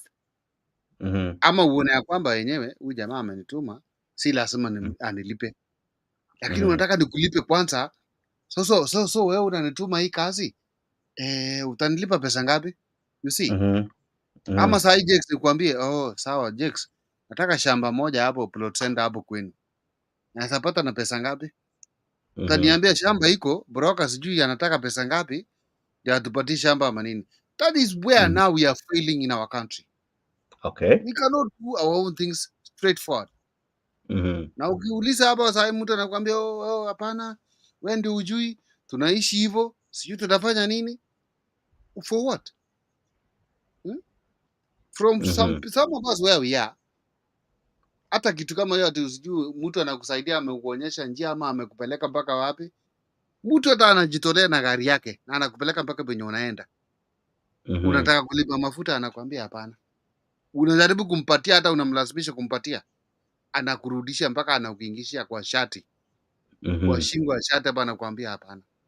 Hawezi kubali kitu kama hiyo. Amejitolea kusaidia na amekusaidia, mambo ingine hajui. See, when will that happen in our country? Because if it happens in our country and we go now to leadership, I think we'll be moving somewhere. Okay. We'll be moving somewhere. Okay. Allow me to, today I haven't greeted anyone. Allow me to do that, will you? Now, I see Goodyear Akondani. Asante sana Goodyear for being part of this great conversation. Namwona, hey, hii jina ni tricky kusoma. I don't know if it's Nerotic. Okay, I hope nimeisoma vizuri. Next Rotich. Niko na jamaa anajiita East African brother. Asante sana. I see you. Judith Mfugo. Sorry for that. I see you. Asante sana kwa ujumbe wako. Hello to you as well. Na wengi ambao mnatuma ujumbe zenyu ninaziona hapa kwa comment section. Thank you very, very much We are glad that you chose this to be your entertaining station. Namuona Pen Nyagaka ako ndani. We sawa, asante sana mzee. I see you. Thank you very, very much. I see Leo is in. I see Shubin ako ndani. Asante sana. You guys have beautiful names. Namuona Caleb Ndolo ako ndani. Thank you very much, my brother. Who else? Nani mwingine? Namuona Bosco Taban ako ndani. Wilkif Okoth ako ndani. Prince Malanzi ako ndani. Silver Shine Cleaners wako ndani. Jalas Fencing wako ndani. Thank you very much for commenting. Thank you very much for participating in this awesome conversation. Thank you very, very, very much. It's always a pleasure. Now, we have another great one, another great show happening immediately after this. Not immediately, rather, 8 a.m. How many hours from now? 6 thereabout hours from now. Tuko na show ingine, so please stick around there. Watu wanachambua magazeti, we huko ndani bwana, show kali, show fiti. You don't want to miss that one, so please stick around for that as well. We have other great shows in the pipeline. Very soon we'll have other great interesting shows. Si zote zitakuwa za politics, others zitakuwa about real life issues. I know you enjoyed the one we had on Sunday, kuhusu mashamba. So if you want to buy land in Kenya, please, and as well, even abroad, watch that show. We'll be telling you when next we have that show again, but due to public demand, you have requested to have that show re-aired. That shall be re-aired. You have equally asked if you can have her back again. That one as well has been granted. So we'll be telling you how soon the engineer will be back in the show. So kindly stick around. Above all, subscribe to Afriq 24. Subscribing to Afriq 24 guarantees you great prizes. Here at Afriq 24, Christmas comes early. So what do? Subscribe and let us make your moment for Christmas magical. So subscribe to Afriq 24 to hapo YouTube, and we shall keep you quite entertained, and of course we shall keep you well hooked to matters politics, matters social, and all forms of issues affecting us as human beings. Asanteni tu sana wadau, asanteni tu sana. I don't know if Kip ulikuwa umepewa time ya kupeana closing remarks, but I give you that awesome moment to do that. Oh, we are closing now? Yeah, because naona ni kama mkuwa mmepolish sana, but we have another show in the morning and another one tomorrow evening. So the shows are two now. We have one in the morning, that is Afriq Dailies in the morning, and we have this show in the evening, every day from 10 p.m. So yeah, maoni yako ya mwisho tunapomalizia maoni yako yatakuwa yapi? Okay, I don't know. I didn't know that you are coming to close. I thought you will be here until tomorrow morning. But for me, I was to leave you here running the show by yourself. But no problem. I don't want to run the show by myself. It's another good night. So many of us. So good night, good evening, good morning, wherever everyone is. The darkening of the nation through incompetency is what we were discussing. And my position is still the same, that to my people, whereby they are watching me right now, what I'm telling them is that during the Moi era, even though it was not a good government, but the cost of living was not that high as it is right now. But Moi tried himself, and until where we are, they still even can talk of Moi. But now, the cost of living with our brother or my brother or the president himself, it's even giving me a lot of questions, and many people who cannot come online to say or to express their views. Let's not be the people to be blamed in the near future that there are some people we cannot give leadership. We gave them leadership this and that, but all that happens, we are crying. Let's do the best. Do your part as a person. Don't do your part for our community. Just do your part as a person. Do what your heart is telling you, and you'll be rewarded by your God. Don't wait on other thing. If you are paid what you are paid, get your salary and get satisfied on that. Don't punish other people to get money outside your salary. In the name of you want to get more money or you are helping this and that. It's your work to help that. Don't overcharge people. Don't do what just because you want to make your life better than God knows how your life will be. If you have any leadership, perform to the best of your ability and deliver to the best of your ability to the people you are serving. Don't overcharge anyone. Don't do anything skyrocketing that will cost your life in the future. It cannot even cost your life as at the current in your life, but it will cost even the life of your children. You have to remember certain things. Okay, now I wish to end this show with a quote, and I'll ask you to tell me what do you think this quote means. This quote is by Roosevelt. He said that a selfish victory is always destined to be an ultimate defeat. A selfish victory is always destined to be an ultimate defeat. You what know, do you I'm make?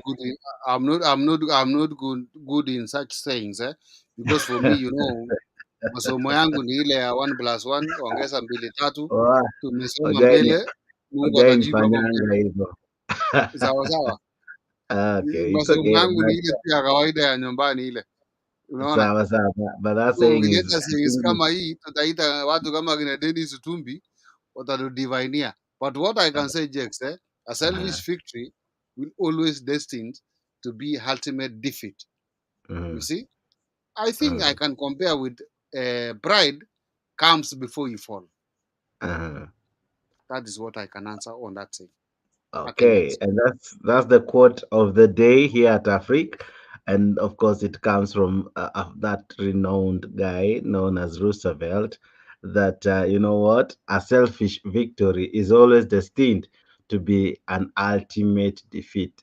I've been your host, of course, in conjunction with Nyabaya, and I played a song jana nikaambiwa niirudie, so show ilisha kabla sijairudia. So to that guy who requested it, here you go. Thank you very, very much.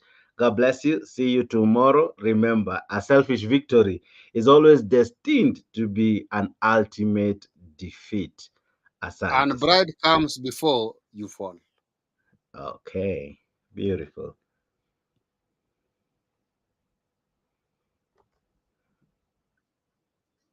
Tunasonga mbele watu wote wa Jamhuri Kenya yetu. Tunasonga mbele watu wote wa Jamhuri Kenya yetu. Haya sisi sote wananchi tushangilie. Eko Jamhuri, eko Jamhuri, sote eko Jamhuri Kenya yetu yaenda mbele. Eko Jamhuri, sote eko Jamhuri, eko Jamhuri. Mwaka wa 60 umefika, tangu Kenya iwe huru. Mwaka wa 60 umefika, tangu Kenya iwe huru. Haya sisi sote wananchi tushangilie. Eko Jamhuri, eko Jamhuri, sote eko Jamhuri Kenya yetu yaenda mbele. Eko Jamhuri, sote eko Jamhuri, eko Jamhuri Kenya yetu yaenda mbele. Twaenda mbio kokote, Kenya yaenda mbele kokote. Kwa elimu twaenda mbele